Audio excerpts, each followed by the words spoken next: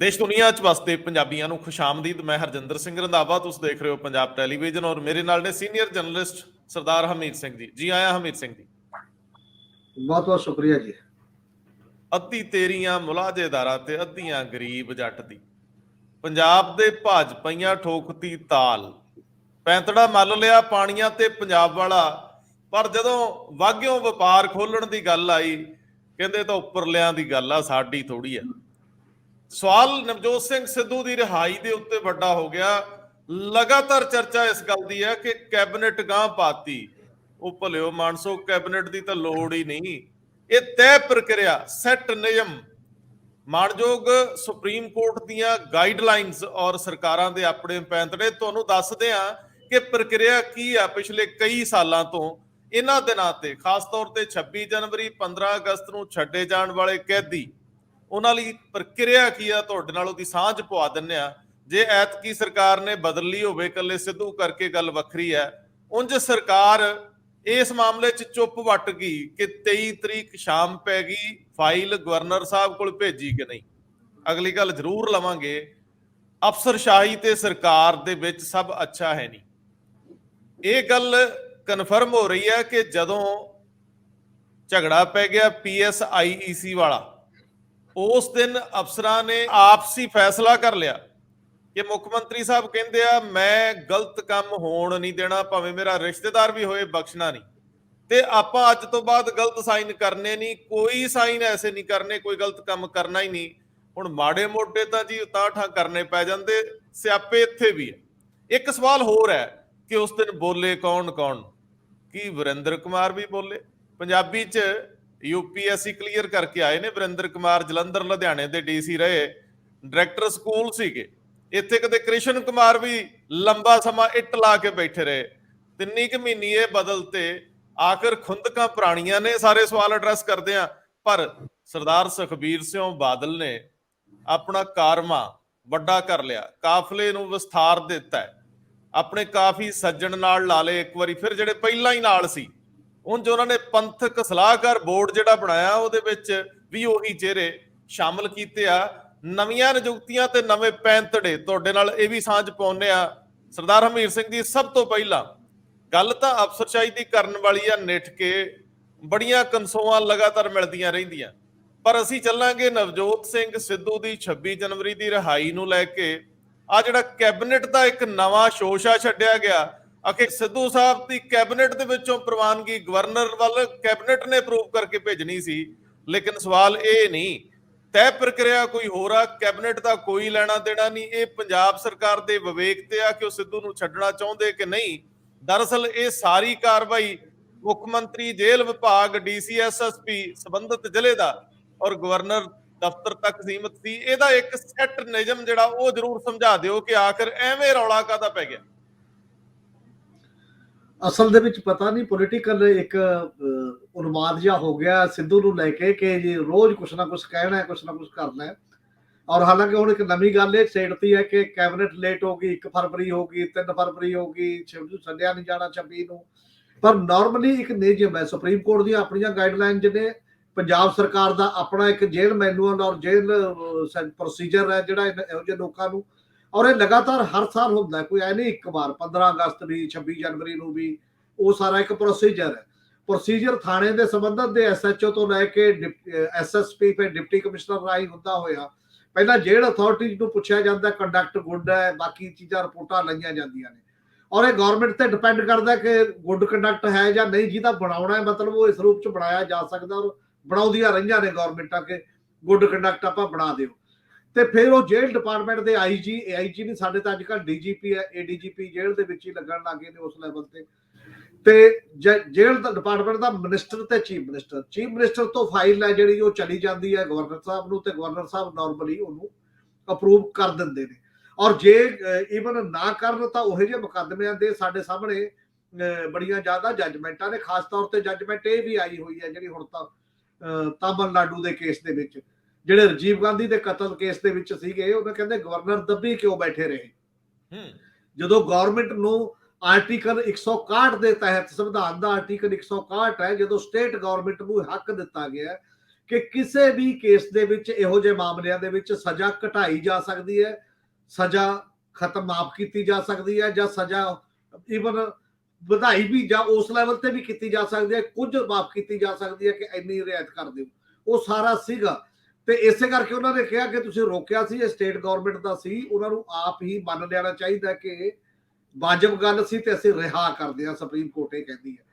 ਤੇ ਇਹ ਤਾਂ ਜਿਹੜੇ ਮਾਮਲੇ ਛੋਟੇ ਕੇਸਾਂ ਵਾਲੇ ਨੇ, ਜਿਹੜੇ ਪੰਜਾਬ ਸਰਕਾਰ ਦੂਜੇ 26 ਜਨਵਰੀ ਤੇ 15 ਨੂੰ ਛੱਡਣਾ ਚਾਹੁੰਦੀ ਆ, ਉਹ ਕੇਸ ਤਾਂ ਕਤਲ ਵਾਲੇ ਤੇ ਵੱਡੇ ਕੇਸ ਜਿਹੜੇ 302 ਦੇ ਵਿੱਚ ਆਉਂਦੇ ਨੇ। ਨਾਰਮਲੀ ਆਮ ਕਿਹਾ ਜਾਂਦਾ ਕਿ ਇੰਨੀ ਕਿ ਸਜ਼ਾ 14 ਸਾਲ ਭੁਗਤਣੀ ਹੋਵੇ, ਵੱਖ-ਵੱਖ ਪ੍ਰੋਸੀਜਰ ਹੈ। ਤੇ ਹੁਣ ਵੀ 52 ਦੀ ਨਾਮ ਦੀ ਇੱਕ ਲਿਸਟ ਹੈ ਗਵਰਨਮੈਂਟ ਕੋਲ ਕਿ 52 ਕੈਦੀ ਜਿਹੜੇ ਰਿਹਾ ਕਰਨੇ ਨੇ, ਵੱਖ-ਵੱਖ ਕਾਰਨਾਂ ਕਰਕੇ, ਜਿਹੜੇ ਗੁੱਡ ਕੰਡਕਟ ਹੈ, ਕਿਸੇ ਦਾ ਬਹੁਤ ਥੋੜੀ ਰਹਿ ਗਈ, ਕਿਸੇ ਦੀ ਏਜ ਵੀ ਫੈਕਟਰ ਵੀ ਕੰਮ ਕਰਦਾ ਹੈ, ਵੱਖ-ਵੱਖ ਕਾਰਨ ਉਹਦੇ ਹੋ ਜਾਂਦੇ ਨੇ। ਤਾਂ ਇਹ ਪ੍ਰੋਸੀਜਰ ਜਿਹੜਾ ਕੇਵਲ ਗਵਰਨਮੈਂਟ ਚਾਹੇ ਤਾਂ 2 ਦਿਨ ਚ ਵੀ ਪੂਰਾ ਕਰਾ ਸਕਦੀ ਹੈ, ਕਿਉਂਕਿ ਡੀਸੀ ਐਸਐਸਪੀ ਸਭ ਨੂੰ ਕਹਿਣਾ ਹੀ ਹੈ ਕਿ ਤੁਸੀਂ ਲਿਆਓ ਇਹ ਸਾਰਾ ਕੁਝ ਕਰਕੇ, ਔਰ ਉਹ ਲੈ ਵੀ ਆਉਂਦੇ ਨੇ ਜੇ ਗਵਰਨਮੈਂਟ ਦੀ ਰਿਟ ਉਨੀ ਚੱਲਦੀ ਹੋਵੇ ਕਿ ਆਪਾਂ ਇਹ ਭੇਜਣੀ ਆ ਉਸ ਪੱਧਰ ਦੇ ਉੱਤੇ। ਪਰ ਮੈਨੂੰ ਲੱਗਦਾ ਇੰਨੀ ਜਲਦੀ ਦੀ ਲੋੜ ਨਹੀਂ ਪੈਂਦੀ, ਗਵਰਨਮੈਂਟਾਂ ਨੂੰ ਇੱਕ ਸੁਭਾਵਿਕ ਸਹਿਜ ਤਰੀਕੇ ਨਾਲ ਕੰਮ ਕਰਦੀਆਂ ਨੇ, ਹੌਲੀ ਹੌਲੀ ਬੁਲਾਉਣਾ ਪੈਂਦਾ। ਜਿਹੜਾ ਇਹ ਸੰਗੂਫਾ ਪਤਾ ਨਹੀਂ ਕਿੱਥੋਂ ਆਇਆ, ਕਿੱਥੋਂ ਚੱਲਿਆ ਕਿ ਕੈਬਨਿਟ ਦੀ ਲੋੜ ਪਏਗੀ।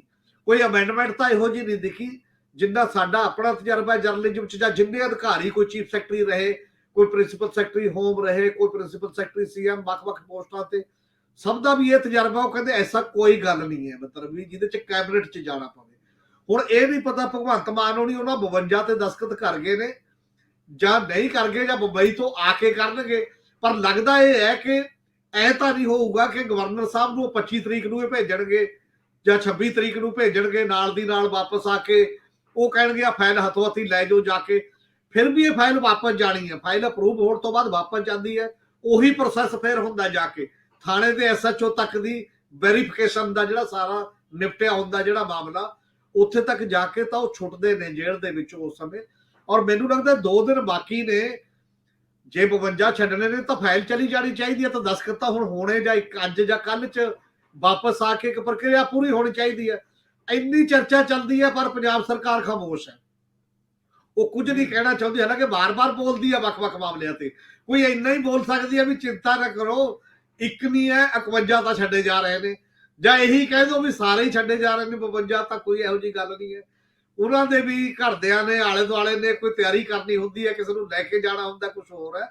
ਪਰ ਇਹ ਜਿਹੜੀ ਕੈਬਨਿਟ ਨਾਲ ਜੋੜ ਕੇ ਇੱਕ ਖਿਲਾਫ ਪੈਦਾ ਕਰਨ ਦੀ ਜਿਹੜੀ ਹੈ, ਮੇਰੇ ਖਿਆਲ ਉਹ ਰੂਲ ਦੇ ਮੁਤਾਬਕ, ਪ੍ਰੋਟੋਕੋਲ ਦੇ ਮੁਤਾਬਕ, ਪ੍ਰੋਸੀਜਰ ਦੇ ਮੁਤਾਬਕ ਨਹੀਂ ਹੈ ਕੋਈ ਇਸ ਲੈਵਲ ਦੀ ਅੜਚਣ।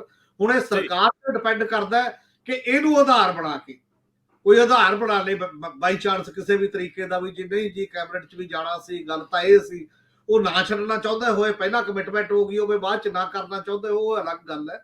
ਇਹ ਸਰਕਾਰ ਤੇ ਨਿਰਭਰ ਕਰਦਾ ਕਿ ਉਹ ਬਿਡਰ ਜਿੰਨਾ ਚਿਰ ਅਪਰੂਵਲ ਗਵਰਨਰ ਦੀ ਨਹੀਂ ਆਈ ਉਹਨਾਂ ਚਿਰ ਕੋਈ ਨਾਮ ਕੱਢਣਾ, ਕੋਈ ਨਾਮ ਰੱਖਣਾ, ਇਹ ਸਰਕਾਰ ਦੀ ਡਿਸਕ੍ਰਿਸ਼ਨਰੀ ਹੈਗੀ ਹੈ, ਮਤਲਬ ਸਵੈਚਿਕ ਪਾਵਰ ਹੈ ਸਰਕਾਰ ਦੀ।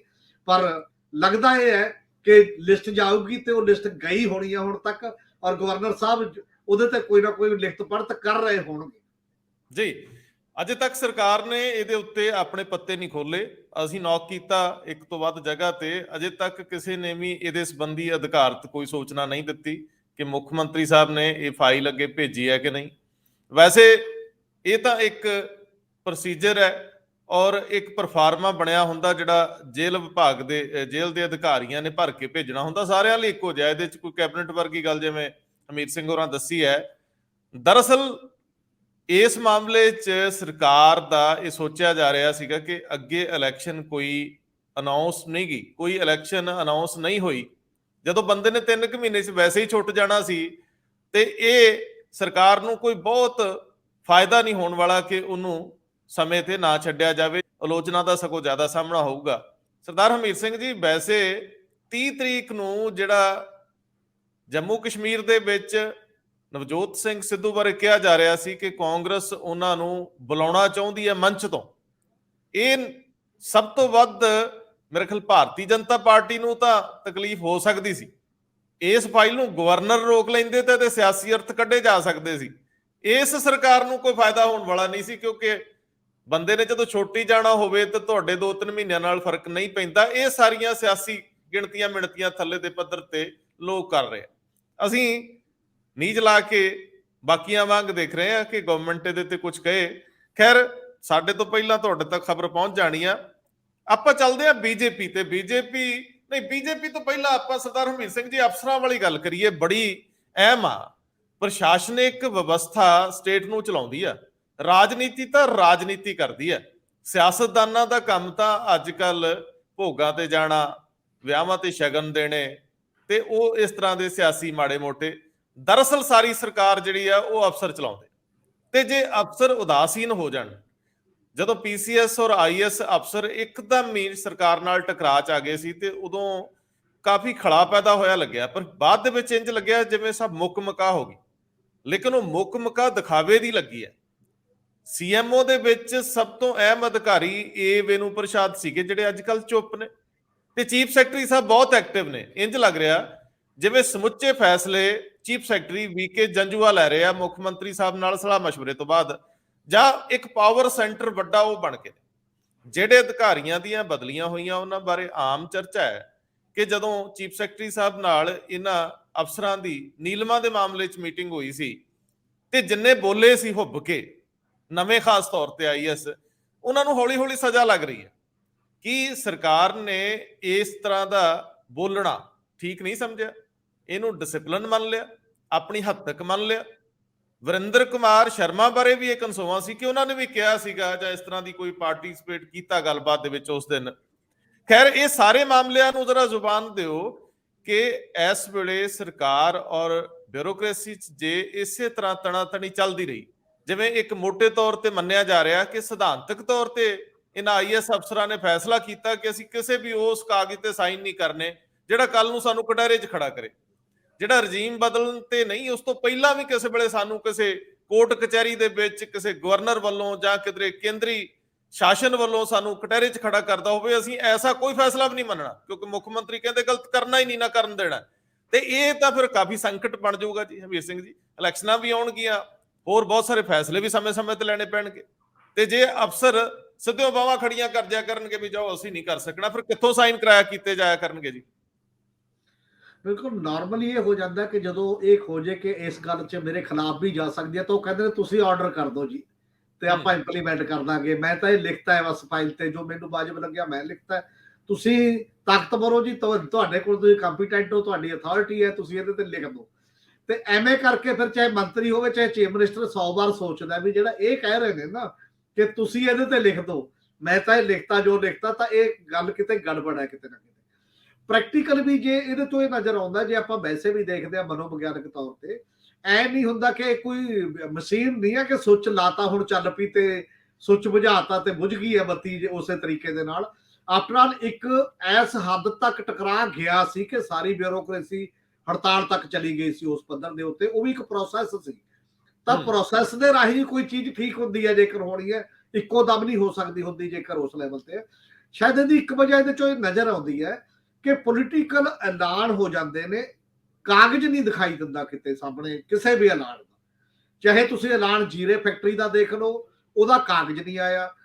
ਚਾਹੇ ਤੁਸੀਂ ਐਲਾਨ ਇਹ ਦੇਖ ਲਓ ਕਿ ਚੀਫ ਸੈਕਟਰੀ ਨੂੰ ਕਿਹਾ ਗਿਆ ਸੀਗਾ ਕਿ ਨੀਲਮਾ ਬਾਰੇ ਕੀ ਹੋਇਆ, ਪ੍ਰੋਸੀਜਰ ਫੋਲੋ ਕੀਤਾ ਕਿ ਨਹੀਂ, ਉਹਦੀ ਰਿਪੋਰਟ ਕੋਈ ਪਤਾ ਨਹੀਂ, ਦੱਸੀ ਨਹੀਂ ਘੱਟੋ ਘੱਟ ਕਿੱਥੇ ਹੈ, ਕੀ ਰਿਪੋਰਟ ਇਹ ਹੋਈ, ਫੋਲੋ ਕੀਤਾ ਜਾਂ ਨਹੀਂ ਕੀਤਾ ਸੀ, ਉਹਦਾ ਕੋਈ ਪਤਾ ਨਹੀਂ ਹੈ। ਔਰ ਇਸੇ ਤਰੀਕੇ ਨਾਲ ਉਦੋਂ ਬਾਅਦ ਵੀ ਚੀਫ ਸੈਕਟਰੀ ਸਾਹਿਬ ਨੇ ਕਹਿਤਾ ਜੀ ਇਹ ਇੱਕ ਜਾਂਚ ਸ਼ੁਰੂ ਕਰ ਦਿੱਤੀ ਗਈ ਹੈ ਅਜੋਏ ਸ਼ਰਮਾ ਦੇ ਖਿਲਾਫ, ਉਹਦਾ ਕੋਈ ਕਾਗਜ਼ ਪੱਤਰ, ਕੋਈ ਆਰਡਰ, ਕੌਣ ਜਾਂਚ ਕਰ ਰਿਹਾ ਹੈ, ਕਿੱਥੇ ਹੈ, ਕੀ ਨਹੀਂ ਹੈ, ਕਿਤੇ ਮਤਲਬ ਉਸ ਲੈਵਲ ਤੇ ਦਿਖਾਈ ਨਹੀਂ ਦਿੰਦਾ। ਇਸ ਤਰ੍ਹਾਂ ਜਿੰਨੀਆਂ ਵੀ ਚੀਜ਼ਾਂ ਦਿਖਾਈ ਸਾਹਮਣੇ ਆ ਰਹੀਆਂ ਨੇ, ਐਲਾਨ ਨਜ਼ਰ ਆ ਰਹੇ ਨੇ, ਪ੍ਰੈਕਟਿਸ ਕਿੱਥੇ ਆ ਉਹਦੇ ਤੇ ਇੰਨੇ ਇੰਨੇ ਦਿਨ ਬੀਤ ਜਾਣ ਦੇ ਬਾਵਜੂਦ। ਤਾਂ ਕਿਤੇ ਨਾ ਕਿਤੇ ਗੱਲ ਜਚਦੀ ਹੈ ਕਿ ਜਿਹੜੀ ਹਰਿਆਰਕੀ ਹੈ ਬਿਊਰੋਕ੍ਰੇਸੀ ਦੇ ਵਿੱਚ, ਫਾਈਲ ਇੱਕ ਟੇਬਲ ਤੋਂ ਦੂਜੇ ਤੱਕ ਜਾਣ ਦੇ ਲਈ ਕਾਫੀ ਟਾਈਮ ਲੈ ਰਹੀ ਹੈ, ਸਮਾਂ ਲੈ ਰਹੀ ਹੈ ਕਿਤੇ ਨਾ ਕਿਤੇ। ਉਹਨਾਂ ਸਮਾਂ ਮੈਨੂੰ ਲੱਗਦਾ ਚੀਫ ਮਿਨਿਸਟਰ ਕੋਲ ਸਾਹਿਬ ਕੋਲ ਵੀ ਨਹੀਂ ਕਿ ਉਹ ਬੁਲਾ ਕੇ ਮੀਟਿੰਗ ਕਰਕੇ ਫਾਈਲ ਕਢਵਾ ਲੈਣ, ਕਿਉਂਕਿ ਉਹ ਤਾਂ ਕਿਸੇ ਇੱਕ ਜਗ੍ਹਾ ਜਾਂਦੇ ਨੇ, ਦੂਜੀ ਜਗ੍ਹਾ ਬੰਬੇ, ਫਿਰ ਇੱਥੇ, ਫਿਰ ਉੱਥੇ ਕਦੇ ਆਉਂਦੇ ਨੇ ਕਿ ਉਸ ਤਰੀਕੇ ਨਾਲ ਕੰਮ ਕਰਨਾ ਤੇ ਕਰਨਾ ਹੋਵੇ। ਤਾਂ ਇਹ ਜਿਹੜਾ ਸਾਰਾ ਪ੍ਰੋਸੀਜਰ ਜਿਸ ਤਰੀਕੇ ਦਾ ਹੋ ਰਿਹਾ ਹੈ, ਤਾਂ ਇਹ ਚੋਂ ਹਫੜਾ ਦਫੜੀ ਵੀ ਲੱਗਦੀ ਹੈ। ਫਿਰ ਤੁਸੀਂ ਇੱਕ ਮੀਟਿੰਗ ਕਰਦੇ ਹੋ, ਸ਼ਾਮ ਨੂੰ ਇੱਕ ਅਧਿਕਾਰੀ ਨੂੰ ਮਤਲਬ ਬਦਲ ਦਿੰਦੇ ਹੋ ਤੇ ਉਹਨੂੰ ਕੋਈ ਡਿਪਾਰਟਮੈਂਟ ਪੋਰਟਫੋਲੀਓ ਵੀ ਨਹੀਂ ਦਿੰਦੇ। ਔਰ ਉਹ ਪੋਰਟਫੋਲੀਓ ਕਿਹਦੇ ਲਈ ਅਜੇ ਸਲਾਹ ਕਰਨੀ ਹੈ, ਕਿਹਦੇ ਨਾਲ ਸਲਾਹ ਕਰਕੇ ਦੇਣਾ ਹੈ, ਇਹ ਵੀ ਮਤਲਬ ਇਕੱਲੇ ਕਿਸੇ ਦੀ ਤਾਕਤ ਦਾ ਹਿੱਸਾ ਨਹੀਂ ਹੋਏਗਾ। ਇਹ ਜਿਹੜੀਆਂ ਸਾਰੀਆਂ ਚੀਜ਼ਾਂ ਚੱਲ ਰਹੀਆਂ ਨੇ, ਜਦੋਂ ਅਫਸਰਸ਼ਾਹੀ ਇਹ ਮਨ ਬਣਾ ਲੈਂਦੀ ਹੈ, ਨਾਰਮਲੀ ਉਸ ਸਮੇਂ ਵੀ ਜਦੋਂ ਬਿਊਰੋਕਰੇਟ ਕਰ ਰਹੇ ਸੀ ਸਟ੍ਰਾਈਕ ਜਾਂ ਨਾਰਾਜ਼ ਹੋ ਕੇ 80 ਦੇ ਕਰੀਬ ਗਏ ਸੀ, ਇਹ ਮੰਨਿਆ ਜਾਂਦਾ ਸੀ ਖਾਸ ਤੌਰ ਤੇ ਜਿਹੜੇ ਮੀਡੀਅਮ ਵਰਗ ਦੇ ਜਾਂ ਉਦੋਂ ਜੂਨੀਅਰ ਨੇ, ਉਹ ਕਾਫੀ ਸਖਤ ਉਹਨਾਂ ਦਾ ਲਹਿਜਾ ਸੀ ਉਸ ਸਮੇਂ। ਉਹਨਾਂ ਨੂੰ ਲੱਗਦਾ ਸਾਡੀ ਇੰਨੀ ਸਰਵਿਸ ਫਿਰ ਕਿਵੇਂ ਚੱਲੂਗੀ। ਜਿਹੜੇ ਸਰਦਾਰ ਹਮੀਰ ਸਿੰਘ ਜੀ, ਜਿਹੜੇ ਅਜੇ ਉਮਰ ਦੇ ਵਿੱਚ ਛੋਟੇ ਨੇ, ਜਿਨ੍ਹਾਂ ਨੂੰ ਲੱਗਦਾ ਸੀ ਕਿ ਅਸੀਂ ਅਜੇ 15 ਸਾਲ 20 ਸਾਲ ਹੋਰ ਸਰਵ ਕਰਨਾ ਹੈ, ਜੇ ਇਸ ਤਰ੍ਹਾਂ ਦੇ ਹਾਲਾਤ ਬਣੇ ਰਹੇ ਕਿ ਪਹਿਲਾਂ ਸਾਨੂੰ ਵਰਤ ਲਓ, ਉਸ ਤੋਂ ਬਾਅਦ ਜਦੋਂ ਲੋੜ ਪਵੇ ਭਾਵੇਂ ਦਿੱਲੀ ਤੋਂ ਕੋਈ ਕੇਂਦਰੀ ਏਜੰਸੀਆਂ ਆਉਣ ਪਾਲਿਸੀ ਬਣਾਉਣ ਦੇ ਮਾਮਲੇ ਦੇ ਵਿੱਚ ਕੋਈ ਰੇਡ ਹੋ ਜੇ, ਫਿਰ ਮਗਰ ਕੋਈ ਨਾ ਖਲੋਵੇ, ਬਿਆਨ ਕੋਈ ਨਾ ਦੇਵੇ। ਹਾਲਾਂਕਿ ਗਵਰਨਮੈਂਟ ਦੀ ਜਿਹੜੀ ਗਵਰਨਮੈਂਟ ਦੀ ਇਹ ਕੰਪੇਨ ਹੈ ਕਰਪਸ਼ਨ ਦੇ ਖਿਲਾਫ ਮੁਹਿੰਮ ਆ, ਉਹਨੂੰ ਸਮਰਥਨ ਦੇਣਾ ਬਣਦਾ। ਇਹ ਬਹੁਤ ਦੇਰ ਤੋਂ ਕਰਪਸ਼ਨ ਦਾ ਇੱਕ ਵੱਡਾ ਸਿਲਸਿਲਾ ਬਣਿਆ ਹੋਇਆ। ਗਵਰਨਮੈਂਟ ਵਿੱਚ ਬਹੁਤ ਚੰਗਾ ਕੰਮ ਕਰ ਰਹੀ ਹੈ, ਜੇਕਰ ਉਹ ਇਨ ਟੋਟੈਲਿਟੀ ਕਰੇ, ਨਾ ਆਪਣੇ ਛੱਡੇ ਨਾ ਬਗਾਨੇ ਛੱਡੇ, ਉਹਦੇ ਵਿੱਚ ਬਿਊਰੋਕ੍ਰੇਸੀ ਨੂੰ ਸਾਥ ਦੇਣਾ ਚਾਹੀਦਾ। ਪਰ ਇਹਦੇ ਵਿੱਚ ਚੁਣ ਕੇ ਜੇਕਰ ਤੁਸੀਂ ਅੱਗੇ ਵਧਦੇ ਹੋ, ਇੱਥੇ ਆ ਕੇ ਅਫਸਰਸ਼ਾਹੀ ਥੋੜਾ, ਹਾਲਾਂਕਿ ਨੀਲਮਾਂ ਦੇ ਮਾਮਲੇ 'ਚ ਜੇਕਰ ਸੁੰਦਰ ਸ਼ਾਮ ਅਰੋੜਾ ਤੁਸੀਂ ਉਹਨਾਂ ਨੂੰ ਪੁੱਛ-ਗਿੱਛ ਲਈ ਬੁਲਾਇਆ ਤਾਂ ਨੀਲਮਾਂ ਨੂੰ ਵੀ ਸੱਦਣਾ ਚਾਹੀਦਾ, ਉੱਥੇ ਕਿਸ ਨੂੰ ਇਤਰਾਜ਼ ਨਹੀਂ ਹੋਣਾ ਚਾਹੀਦਾ। ਜਿਹੜਾ ਕੋਈ ਫਸਦਾ ਹੈ, ਇਹ ਨਹੀਂ ਕਿ ਕੋਈ ਪੀਸੀਐਸ ਤੋਂ ਆਈਐਸ ਬਣਿਆ, ਭਾਵੇਂ ਉਹ ਸੰਜੇ ਪੋਪਲੀ ਹੋਵੇ, ਲੇਕਿਨ ਜਿਹੜੇ ਆਈਐਸ ਡਾਇਰੈਕਟ ਨੇ ਉਹਨਾਂ ਦਾ ਇੱਕ ਲੌਬੀ ਹੋਵੇ, ਪ੍ਰੈਸ਼ਰ ਹੋਵੇ ਤੇ ਉਹ ਵੱਜ ਜਾਣ। ਜਿੱਥੇ ਵੀ ਗਲਤ ਹੋ ਰਿਹਾ ਉੱਥੇ ਕਾਰਵਾਈ ਹੋਣੀ ਚਾਹੀਦੀ ਹੈ। ਹੁਣ ਤੁਸੀਂ ਜਿਹੜੀ ਗੱਲ ਕਰ ਰਹੇ ਸੀਗੇ ਕਿ ਜਿਹੜੀ ਦਰਮਿਆਨੀ ਉਮਰ ਦੇ ਸੀ, ਜਿਨ੍ਹਾਂ ਨੇ ਅਜੇ ਇੱਥੇ ਦੇਰ ਤੱਕ ਰਹਿਣਾ ਹੈ, ਔਰ ਉਹਨਾਂ ਦਾ ਮਨ ਸੀ ਕਿ ਗੱਲ ਕਿਸੇ ਸਿਰੇ ਲੱਗੇ, ਸਾਨੂੰ ਦੱਸਿਆ ਜਾਵੇ ਕਿ ਜਾਂ ਤਾਂ ਤੁਸੀਂ ਸਾਡੇ ਕੋਲੋਂ ਸਾਰੇ ਫੈਸਲੇ ਨਿਯਮਾਂ ਅਨੁਸਾਰ, ਜੋ ਸੈੱਟ ਨਿਯਮ ਉਹਦੇ ਅਨੁਸਾਰ ਕਰਵਾਓ। ਤੁਸੀਂ ਗੱਲ ਕਰ ਰਹੇ ਸੀਗੇ, ਬਿਲਕੁਲ ਉਹਨਾਂ ਨੇ ਜ਼ਿਆਦਾ ਜ਼ੋਰ ਪਾਇਆ, ਬਲਕਿ ਸੀਨੀਅਰ ਬਿਊਰੋਕਰੇਟਸ ਨਾਲ ਵੀ ਉਹ ਨਾਰਾਜ਼ ਸੀ ਇੱਕ ਲੈਵਲ ਤੇ ਕਿ ਜਿੰਨਾ ਸਖਤ ਡਿਸੀਜਨ ਲੈਣਾ ਚਾਹੀਦਾ ਤੁਸੀਂ ਉਹਨਾਂ ਨਹੀਂ ਲੈ ਰਹੇ। ਇਸੇ ਕਰਕੇ ਗੱਲਾਂ ਵੀ ਆ ਰਹੀਆਂ ਨੇ ਕਿ ਅਜੋਏ ਸ਼ਰਮਾ ਤੋਂ ਲੈ ਕੇ ਇਹ ਤਾਂ ਜਿਹੜੇ ਬੰਦੇ ਸੀ ਕਹਿੰਦੇ ਸੀ ਰਿਜ਼ਾਈਨ ਕਰ ਦਿੰਦੇ ਆ ਸਮੂਹਿਕ ਤੌਰ ਤੇ, ਜਿਹੜੇ ਇਕੱਠੇ ਰਿਜ਼ਾਈਨ ਕਰਨ ਵਾਲਿਆਂ ਦੀ ਚੇਤਾਵਨੀ ਦੇਣ ਵਾਲਿਆਂ ਦੇ ਵਿੱਚ ਸੀਗੇ ਉਹ ਸਾਰੇ ਮਾਮਲੇ ਦੇ ਵਿੱਚ। ਔਰ ਇਸੇ ਕਰਕੇ ਇਹ ਜਿਹੜਾ ਇੱਕ ਪ੍ਰੋਸੈਸ ਹੈ, ਜੇਕਰ ਬਿਊਰੋਕ੍ਰੇਸੀ ਤੇ ਸਰਕਾਰ ਦੇ ਦਰਮਿਆਨ ਇਹ ਟਰਮਜ਼ ਬਣ ਜਾਣ ਵਰਕ ਟੂ ਰੂਲ, ਵੈਸੇ ਪ੍ਰੈਕਟੀਕਲੀ ਸਾਡੇ ਸਮੇਂ ਸਿਸਟਮ 'ਚ ਨਾ ਵਰਕ ਟੂ ਰੂਲ ਇੱਕ ਐਜੀਟੇਸ਼ਨ ਦਾ ਮੋਡ ਹੈ ਜੀ। ਔਰ ਜਦੋਂ ਨਹੀਂ ਵੀ ਕੰਮ ਕਿਤੇ ਵੀ ਚੱਲਦਾ, ਇਹ ਫੈਕਟਰੀਆਂ 'ਚ ਜਾਂ ਵੱਖ-ਵੱਖ ਥਾਵਾਂ ਤੇ ਜਦੋਂ ਇੱਕ ਹਲਕਾ ਜਿਹਾ ਇੱਕ ਮੋਡ ਕਰਨਾ ਹੋਵੇ ਵੀ ਅਸੀਂ ਨਹੀਂ ਤੁਹਾਡੇ ਆਏ ਕੰਮ ਕਰਦੇ, ਅਸੀਂ ਵਰਕ ਟੂ ਰੂਲ, ਮੇਰਾ ਕੰਮ ਆ ਕਰਨ ਦਾ, ਮੈਂ ਇੰਨਾ ਹੀ ਕਰੂੰਗਾ, ਇਦੋਂ ਵੱਧ ਨਹੀਂ, ਦੂਜਾ ਛੁੱਟੀ ਤੇ ਹੈ, ਉਹ ਕੱਲ ਤੱਕ ਨਹੀਂ ਆਇਆ, ਆਪ ਹੀ ਉਸ ਵੇਟ ਕਰਦੇ ਰਹੋ। ਜਦੋਂ ਵਰਕ ਟੂ ਰੂਲ ਹੋ ਜਾਂਦਾ ਤਾਂ ਵੀ ਕਹਿੰਦੇ ਨੇ 50% ਕੰਮ ਠੱਪ ਹੋ ਜਾਂਦਾ ਹੈ, ਮਤਲਬ ਆਪਣੇ ਆਪ ਠੱਪ ਹੋ ਜਾਂਦਾ ਹੈ। ਹਾਲਾਂਕਿ ਉਹ ਕਹਿੰਦਾ ਇਹ ਨਹੀਂ ਕਹਿੰਦਾ ਕਿ ਮੈਂ ਕੰਮ ਨਹੀਂ ਕਰਦਾ, ਮੈਂ ਆਪਣੀ ਪੋਸਟ ਦਾ ਕੰਮ ਕਰੂੰਗਾ, ਮੈਂ ਉਹਨਾਂ ਕੰਮ ਕਰੂੰਗਾ ਜੋ ਰੂਲ ਕਹਿੰਦਾ ਉਹਦੇ ਤੇ ਲਿਖੂੰਗਾ। ਔਰ ਗਵਰਨਮੈਂਟਾਂ ਐ ਚੱਲਦੀਆਂ ਨੇ ਵੀ ਚੱਲ ਸਾਬਜ ਕੋਈ ਨਹੀਂ, ਉਹ ਆਇਆ, ਆ ਵੀ ਕੰਮ ਕਰ ਲਓ, ਆ ਵੀ ਕੰਮ ਕਰ ਲਓ। ਉਸ ਤਰੀਕੇ ਨਾਲ ਇੱਕ ਮਤਲਬ ਟੀਮ ਵਰਕ ਵੀ ਹੁੰਦਾ ਸਰਕਾਰਾਂ ਦੇ ਵਿੱਚ, ਜੇਕਰ ਕੋਈ ਚੱਜ ਦੇ ਕੰਮ ਕਰਨੇ ਹੋਣ ਜਾਂ ਚੱਜ ਦੇ ਕੰਮ ਕਰਨੇ ਚਾਹਣ ਤਾਂ। ਜੇ ਇਹ ਪ੍ਰੋਸੀਜਰ ਅਜੇ ਵੀ ਜਾਰੀ ਹੈ, ਫਾਈਲਾਂ ਤੇ ਨੋਟ ਨਹੀਂ, ਹਰ ਕਈ ਥਾਵਾਂ ਦੇ ਉੱਤੇ ਆਉਂਦੇ ਨੇ, ਜੇ ਸੀਰੀਅਸ ਨੋਟ ਆ ਜਾਣ ਕਿਸੇ ਮਿਨਿਸਟਰ ਦਾ ਤੇ ਮਤਲਬ ਐਡਮਿਨਿਸਟ੍ਰੇਟਿਵ ਸੈਕਟਰੀ ਦਾ ਜਾਂ ਪ੍ਰਿੰਸੀਪਲ ਸੈਕਟਰੀ ਦਾ, ਤਾਂ ਇਹ ਪ੍ਰੋਸੀਜਰ ਬਣਿਆ ਹੋਇਆ ਹੈ ਕਿ ਉਹ ਲਿਖ ਦੂਗਾ ਉਹਦੇ ਤੇ, ਫਿਰ ਚੀਫ ਮਿਨਿਸਟਰ ਕੋਲ ਜਾ ਕੇ ਹੱਲ ਹੁੰਦਾ ਉਹ ਕੇਸ, ਚੀਫ ਮਿਨਿਸਟਰ ਡਿਸਾਈਡ ਕਰਦਾ। ਅਜੇ ਤੱਕ ਉਹ ਹੈ ਜਾ ਕੇਸ ਤਾਂ ਨਹੀਂ ਕੋਈ ਆਇਆ ਕਿ ਦੋ ਦੇ ਵਿੱਚ ਟਕਰਾਅ ਹੋ ਕੇ ਲਿਖ ਕੇ ਉੱਤੇ ਚਲਾ ਗਿਆ ਹੋਵੇ। ਮੈਨੂੰ ਲੱਗਦਾ ਕਿ ਦੋਨਾਂ ਚੋਂ ਫਿਰ ਕੋਈ ਦਸਖਤ ਕਰਨ ਲਈ ਉਹ ਤਿਆਰ ਨਹੀਂ। ਮਿਨਿਸਟਰ ਨੂੰ ਆਏ ਤਾਂ ਦੇਖਦੇ ਆ, ਕੱਲ ਵੀ ਇੱਕ ਮਿਨਿਸਟਰ ਦੇਖਿਆ ਗਿਆ, ਤੁਸੀਂ ਵੀਡੀਓ ਦੇਖੀ ਹੋਣੀ ਹੈ, ਕਿ ਉਹ ਕਹਿੰਦਾ ਮੈਂ ਪੁੱਠਾ ਟੰਗ ਦੂੰਗਾ ਸਾਰਿਆਂ ਨੂੰ। ਸ਼ਬਦਾਵਲੀ ਇਹ ਤਾਂ ਵਰਤੀ ਜਾ ਰਹੀ ਹੈ, ਤੁਹਾਡੇ ਕੋਲ ਕਾਗਜ਼ ਹੈ, ਸ਼ਬਦਾਵਲੀ ਇਹੀ ਜੀ ਵਰਤਣ ਨਾਲੋਂ ਕਾਗਜ਼ ਤੇ ਕਰ ਲਓ, ਚਾਹੇ ਪੁੱਠਾ ਟੰਗੋ ਚਾਹੇ ਸਿੱਧਾ ਟੰਗੋ, ਉਹ ਇੱਕ ਅਲੱਗ ਗੱਲ ਹੁੰਦੀ ਹੈ। ਔਰ ਇਹ ਬੋਲੀਆਂ ਜਿਹੜੀਆਂ ਹੁੰਦੀਆਂ ਨੇ ਨਾ, ਬੋਲੀ ਮਾਰਨਾ ਜਿਹਨੂੰ ਆਪਾਂ ਕਹਿੰਦੇ ਆ, ਇਹ ਕਾਫੀ ਦੇਰ ਤੱਕ ਦੁੱਖ ਦਿੰਦੀਆਂ ਨੇ ਬੰਦੇ ਨੂੰ, ਇਹ ਮਤਲਬ ਉਸ ਸਮੇਂ ਤੱਕ ਉਹਨੂੰ ਠੀਕ ਨਹੀਂ ਰੱਖਦੀਆਂ। ਇਸੇ ਕਰਕੇ ਇਹ ਮੰਨਿਆ ਜਾਣ ਲੱਗ ਗਿਆ ਕਿ ਪ੍ਰਸ਼ਾਸਨ ਤੇ ਜਿਹੜੀ ਗ੍ਰਿਪ ਹੈ ਹਜੇ ਸਰਕਾਰ ਦੀ, ਉਸ ਪੱਧਰ ਦੀ ਨਹੀਂ ਹੈ ਜਿਹੋ ਜੀ ਗਵਰਨਮੈਂਟ ਰਨ ਕਰਨ ਦੇ ਲਈ ਹੋਣੀ ਚਾਹੀਦੀ ਹੈ ਕਿਸੇ ਨਾ ਕਿਸੇ ਤਰੀਕੇ ਨਾਲ। ਉਹਦੇ ਪਿੱਛੇ ਇੱਕ ਲੂਜ ਪੁਆਇੰਟ ਵੀ ਨੇ। ਲੂਜ ਪੁਆਇੰਟ ਇਹ ਨੇ ਕਿ ਜਦੋਂ ਕ੍ਰਿਸ਼ਨ ਕੁਮਾਰ ਨੂੰ ਤੁਸੀਂ ਬਦਲਦੇ ਹੋ ਤੇ ਜੇ ਕ੍ਰਿਸ਼ਨ ਕੁਮਾਰ ਨੂੰ ਇੱਕ ਦੋ ਸਟੈਂਡ ਉਹ ਜੇ ਲੈਂਦੇ ਨੇ ਵੀ ਰੂਲ ਸਭ ਲਈ ਇੱਕੋ ਹੀ ਹੈ, ਹਟਣਗੇ ਤਾਂ ਸਾਰੇ ਹਟਣਗੇ, ਨਹੀਂ ਤਾਂ ਕੋਈ ਨਹੀਂ ਹਟੇਗਾ, ਵੱਖ-ਵੱਖ ਟਾਈਪ ਦੇ ਫਿਰ ਤੁਸੀਂ ਟ੍ਰਾਂਸਫਰ ਕਰ ਦਿੰਦੇ ਹੋ, ਤਾਂ ਜਿਹੜੀ ਉਹ ਤੁਹਾਡੀ ਕਮਿਟਮੈਂਟ ਹੁੰਦੀ ਹੈ, ਇੱਕ ਪ੍ਰਤੀਬੱਧਤਾ ਹੁੰਦੀ ਹੈ, ਕੱਟੜ ਓਨੈਸਟੀ ਦੀ, ਕੱਟੜ ਇਮਾਨਦਾਰ ਸਰਕਾਰ ਦੀ ਹੁੰਦੀ ਹੈ, ਉਹਦੇ ਤੇ ਕਿਤੇ ਨਾ ਕਿਤੇ ਸਵਾਲ ਉੱਠਦੇ ਨੇ। ਉਹ ਸਰਾਰੀ ਤੋਂ ਲੈ ਕੇ ਵੀ, ਸਿਗਲੇ ਤੋਂ ਲੈ ਕੇ ਵੀ, ਵੱਖ-ਵੱਖ ਥਾਂ ਤੇ ਜਿਹੜਾ ਨਰਮ ਗੋਸਾ ਰੱਖਣ ਦਾ ਹੁਣ ਉਦੋਂ ਬਾਅਦ ਸਟਾਰਟ ਕੀਤਾ, ਉਹਦੇ ਨਾਲ ਵੀ ਦਿਖਾਈ ਦਿੰਦੇ ਨੇ। ਇਹਨਾਂ ਸਾਰੀਆਂ ਗੱਲਾਂ ਨੂੰ ਦਰੁਸਤ ਕਰਨਾ ਪੈਣਾ। ਲੋਕ ਅਜੇ ਵੀ ਭਗਵੰਤ ਮਾਨ ਨੂੰ ਇਹ ਕਹਿੰਦੇ ਨੇ ਵੀ ਜੇ ਭਗਵੰਤ ਮਾਨ ਦੇ ਹੱਥ 'ਚ ਕਮਾਂਡ ਦੇ ਦਿੱਤੀ ਜਾਏ, ਦਿੱਲੀ ਦਾ ਘਟ ਜੇ, ਸ਼ਾਇਦ, ਪਤਾ ਨਹੀਂ ਹੁਣ ਇਹ ਕੰਪੀਟੈਂਸੀ ਚੀਫ ਮਿਨਿਸਟਰ ਦੀ ਹੈਗੀ ਹੈ ਮੁਕਾਬਲਤਨ ਜਾਂ ਨਹੀਂ ਹੈ, ਪਰ ਮੈਸੇਜ ਇਹ ਜ਼ਰੂਰ ਚਲਾ ਗਿਆ ਕਿ ਕਿਤੇ ਨਾ ਕਿਤੇ ਗੜਬੜ ਹੈ। ਉਹ ਮੈਸੇਜ ਨੂੰ, ਉਸ ਪੈਗਾਮ ਨੂੰ, ਉਸ ਸੁਨੇਹੇ ਨੂੰ ਠੀਕ ਕਰਨ ਦੀ ਲੋੜ ਹੈ। ਵੈਸੇ ਤੇ ਹਰਮੀਤ ਸਿੰਘ ਜੀ, ਇਹ ਲੜਦੇ ਹੋਣ ਤਾਂ ਚੰਗਾ ਹੀ ਆ। ਤੁਹਾਨੂੰ ਯਾਦ ਹੀ ਹੋਣਾ ਹੈ ਕਿ ਕਿਰਪਾ ਸ਼ੰਕਰ ਸਰੋਜ ਔਰ ਧਰਮਸੋਤ ਦੇ ਵਿੱਚ ਠਣ ਗਈ, ਤੇ ਇੱਕ ਜਿਹੜਾ ਘਪਲਾ ਪਰਦੇ ਥੱਲੇ ਸੀ ਉਹ ਨਿੱਤਰ ਕੇ ਆ ਗਿਆ। ਵੈਸੇ ਕਿਰਪਾ ਸ਼ੰਕਰ ਸਰੋਜ ਬਾਰੇ ਮੰਨਿਆ ਜਾਂਦਾ ਹੈ ਕਿ ਉਹ ਕਾਫੀ ਦਿਆਨਤਦਾਰੀ ਨਾਲ ਕੰਮ ਕਰਦੇ ਆ। ਇਸੇ ਤਰੀਕੇ ਨਾਲ ਜੇ ਹੁਣ ਵੀ ਅਫਸਰਸ਼ਾਹੀ ਗਲਤ ਕੰਮ ਦੇ ਅੱਗੇ ਖੜ ਜੇ, ਤੇ ਅਫਸਰਸ਼ਾਹੀ ਕਿਤੇ ਗਲਤ ਕਰ ਰਹੀ ਹੈ ਤੇ ਸਿਆਸਤਦਾਨ ਹੌਪਰੇ ਨਾ ਕਰਨ, ਐਨੀਵੇ ਕਹਿ ਕੇ ਨਾ ਚਲੇ ਜਾਣ, ਉਹਦੇ ਉੱਤੇ ਕਾਰਵਾਈ ਕਰਨ, ਲੋਕਾਂ ਲਈ ਫਾਇਦਾ ਹੋਊਗਾ। ਇਹ ਟਕਰਾਅ ਚੰਗੇ ਵੀ ਨੇ। ਮੈਨੂੰ ਲੱਗਦਾ ਜੇ ਕੰਮ ਨਾ ਰੋਕੇ, ਪ੍ਰਸ਼ਾਸਨਿਕ ਵਿਵਸਥਾ ਅਸਤ ਵਿਅਸਤ ਨਾ ਹੋਵੇ, ਤਾਂ ਫਿਰ ਬੜਾ ਫਾਇਦਾ ਹੈ। ਘੱਟੋ ਘੱਟ ਪਰਦੇ ਜ਼ਰੂਰ ਜ਼ਾਹਰ ਹੁੰਦੇ ਰਹਿਣਗੇ, ਪਰਦੇ ਫਰੋਲੇ ਜਾਂਦੇ ਰਹਿਣਗੇ। ਹੁਣ ਤਾਂ ਖਬਰ ਥੱਲਿਓਂ ਦੀ ਕੱਢੀ ਜਾਂਦੀ ਹੈ। ਅੱਛਾ, ਇਹ ਵੀ ਬੜੀ ਸਰਦਾਰ ਹਰਮੀਤ ਸਿੰਘ ਜੀ ਹਾਸੇ ਵਾਲੀ ਗੱਲ ਹੈ। ਕੋਈ ਮੈਨੂੰ ਅਫਸਰ ਕਹਿੰਦਾ ਵੀ ਤੁਸੀਂ ਇਹ ਸੋਚਿਆ ਕਿ ਜਿਹੜੀ ਇਹ 10 ਕਰੋੜ ਤੇ 30 ਕਰੋੜ ਵਾਲੀ ਖਬਰ ਨਿਕਲੀ ਆ, ਇਹ ਖਬਰ ਕੱਢਣ ਦਾ ਫਾਇਦਾ ਕਿਹਨੂੰ ਕੀ ਅਜੋਏ ਸ਼ਰਮਾ ਨੇ ਕੀਤੀ ਹੈ? ਕਹਿੰਦੇ ਜੀ ਇਹ ਆਮ ਤੌਰ ਤੇ ਮੰਨਿਆ ਜਾ ਰਿਹਾ ਕਿ ਅਜੋਏ ਸ਼ਰਮਾ ਨੇ ਇਹ ਗੱਲ ਬਾਹਰ ਕੱਢੀ। ਕਹਿੰਦੇ ਤੁਸੀਂ ਸੋਚੋ ਗੱਲ ਕਿਤੇ ਹੋਰ ਵੀ ਨਿਕਲ ਸਕਦੀ ਹੈ। ਹੋ ਸਕਦਾ ਇਸ ਖਬਰ ਤੋਂ ਬਾਅਦ ਜਿਹੜੇ ਦੂਜੀਆਂ ਸਟੇਟਾਂ 'ਚ ਜਾਣੇ ਸੀ ਇਸ਼ਤਿਹਾਰ, ਉਹ ਰੁਕ ਜਾਣ, ਕਿਉਂਕਿ ਦਿੱਲੀ ਦੇ ਵਿੱਚ ਵੀ ਪੰਗੇਬਾਜ਼ੀ ਹੋਈ ਆ। ਇੱਥੇ ਵੀ ਪ੍ਰਤਾਪ ਸਿੰਘ ਬਾਜਵਾ ਨੇ ਚਿੱਠੀ ਲਿਖ ਕੇ, ਔਰ ਅਕਾਲੀਆਂ ਨੇ ਵੀ ਮੰਗ ਰੱਖੀ ਹੋਈ ਆ ਕਿ ਜਿਹੜੇ ਬਾਹਰ ਇਸ਼ਤਿਹਾਰ ਜਾ ਰਹੇ ਦੀ ਜਾਂਚ ਕਰਾਓ। ਗਵਰਨਰ ਨੂੰ ਵੀ ਮੰਗ ਰੱਖੀ ਹੋਈ ਆ। ਜਿਹੜੇ ਅਧਿਕਾਰੀਆਂ ਨੇ ਇਸ ਤਰ੍ਹਾਂ ਦੇ ਇਸ਼ਤਿਹਾਰ ਸੈਂਕਸ਼ਨ ਕਰਨੇ ਸੀਗੇ, ਪ੍ਰਵਾਨਗੀ ਦੇਣੀ ਸੀ, ਕਿਤੇ ਉਹ ਵੀ ਤਾਂ ਨਹੀਂ ਚਾਹੁੰਦੇ ਸੀ ਕਿ ਘੱਟੋ ਘੱਟ ਰੌਲਾ ਪੈ ਕੇ ਤੇ ਪੰਗਾ ਨਾ ਹੋਵੇ। ਸੋ ਕਹਿੰਦੇ ਖਬਰ ਕਿਸੇ ਵੇਲੇ ਖਬਰ ਇੰਜ ਲੱਗਦਾ ਕਿਤੇ ਯਾਰ ਫਲਾਣੇ ਨਾਲ ਜੁੜੀ ਆ, ਉਹਨੇ ਕੀਤਾ ਹੋਣਾ, ਤੇ ਫਿਰ ਜੇ ਉਹਦੇ ਦੂਰਦਰਸ਼ੀ ਰਿਜ਼ਲਟ ਦੇਖੋਗੇ ਤਾਂ ਕਈ ਵਾਰੀ ਖਬਰ ਉੱਥੋਂ ਵੀ ਆਈ ਹੁੰਦੀ ਜਿੱਥੋਂ ਆਉਣ ਦੀ ਕੋਈ ਸੋਚ ਹੀ ਨਹੀਂ ਸਕਦਾ।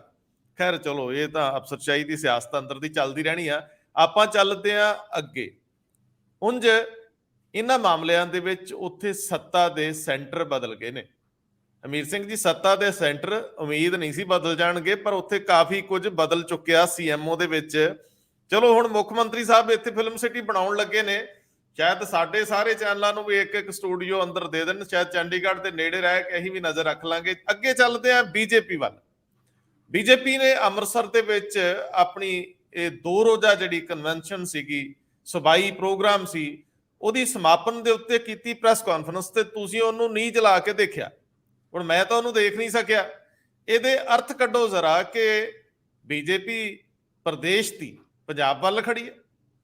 ਬੀਜੇਪੀ ਪ੍ਰਦੇਸ਼ ਦੀ ਪੰਜਾਬ ਦੇ ਵਿੱਚ ਕੁਝ ਕੱਢਣ ਪਾਉਣ ਲਈ ਦੇਖਦੀ ਆ ਵੀ ਸਾਨੂੰ ਕੁਝ ਹਾਸਲ ਹੋ ਜੂ, ਔਰ ਜਿਸ ਤਰੀਕੇ ਨਾਲ ਉਹ ਸਟੈਂਡ ਲੈ ਰਹੇ ਆ, ਇਹਨੂੰ ਤੁਸੀਂ ਕਿਵੇਂ ਦੇਖ ਰਹੇ ਹੋ ਪੋਲੀਟੀਕਲੀ? ਇਹਨਾਂ ਨੂੰ ਇਹਦਾ ਕਿੰਨਾ ਕੁ ਫਾਇਦਾ ਹੋਣ ਵਾਲਾ? ਇਹ ਸਰਗਰਮੀ ਦੂਜੀਆਂ ਪਾਰਟੀਆਂ ਚੋਂ ਬੰਦੇ ਲਿਆਉਣੇ, ਹਰ ਜਗ੍ਹਾ ਤੇ ਆਪਣੇ ਬੰਦੇ ਨਜ਼ਰ ਆਉਣੇ ਲੱਗ ਜਾਣ, ਇਹ ਵੀ ਇੱਕ ਪਹਿਲੂ ਆ।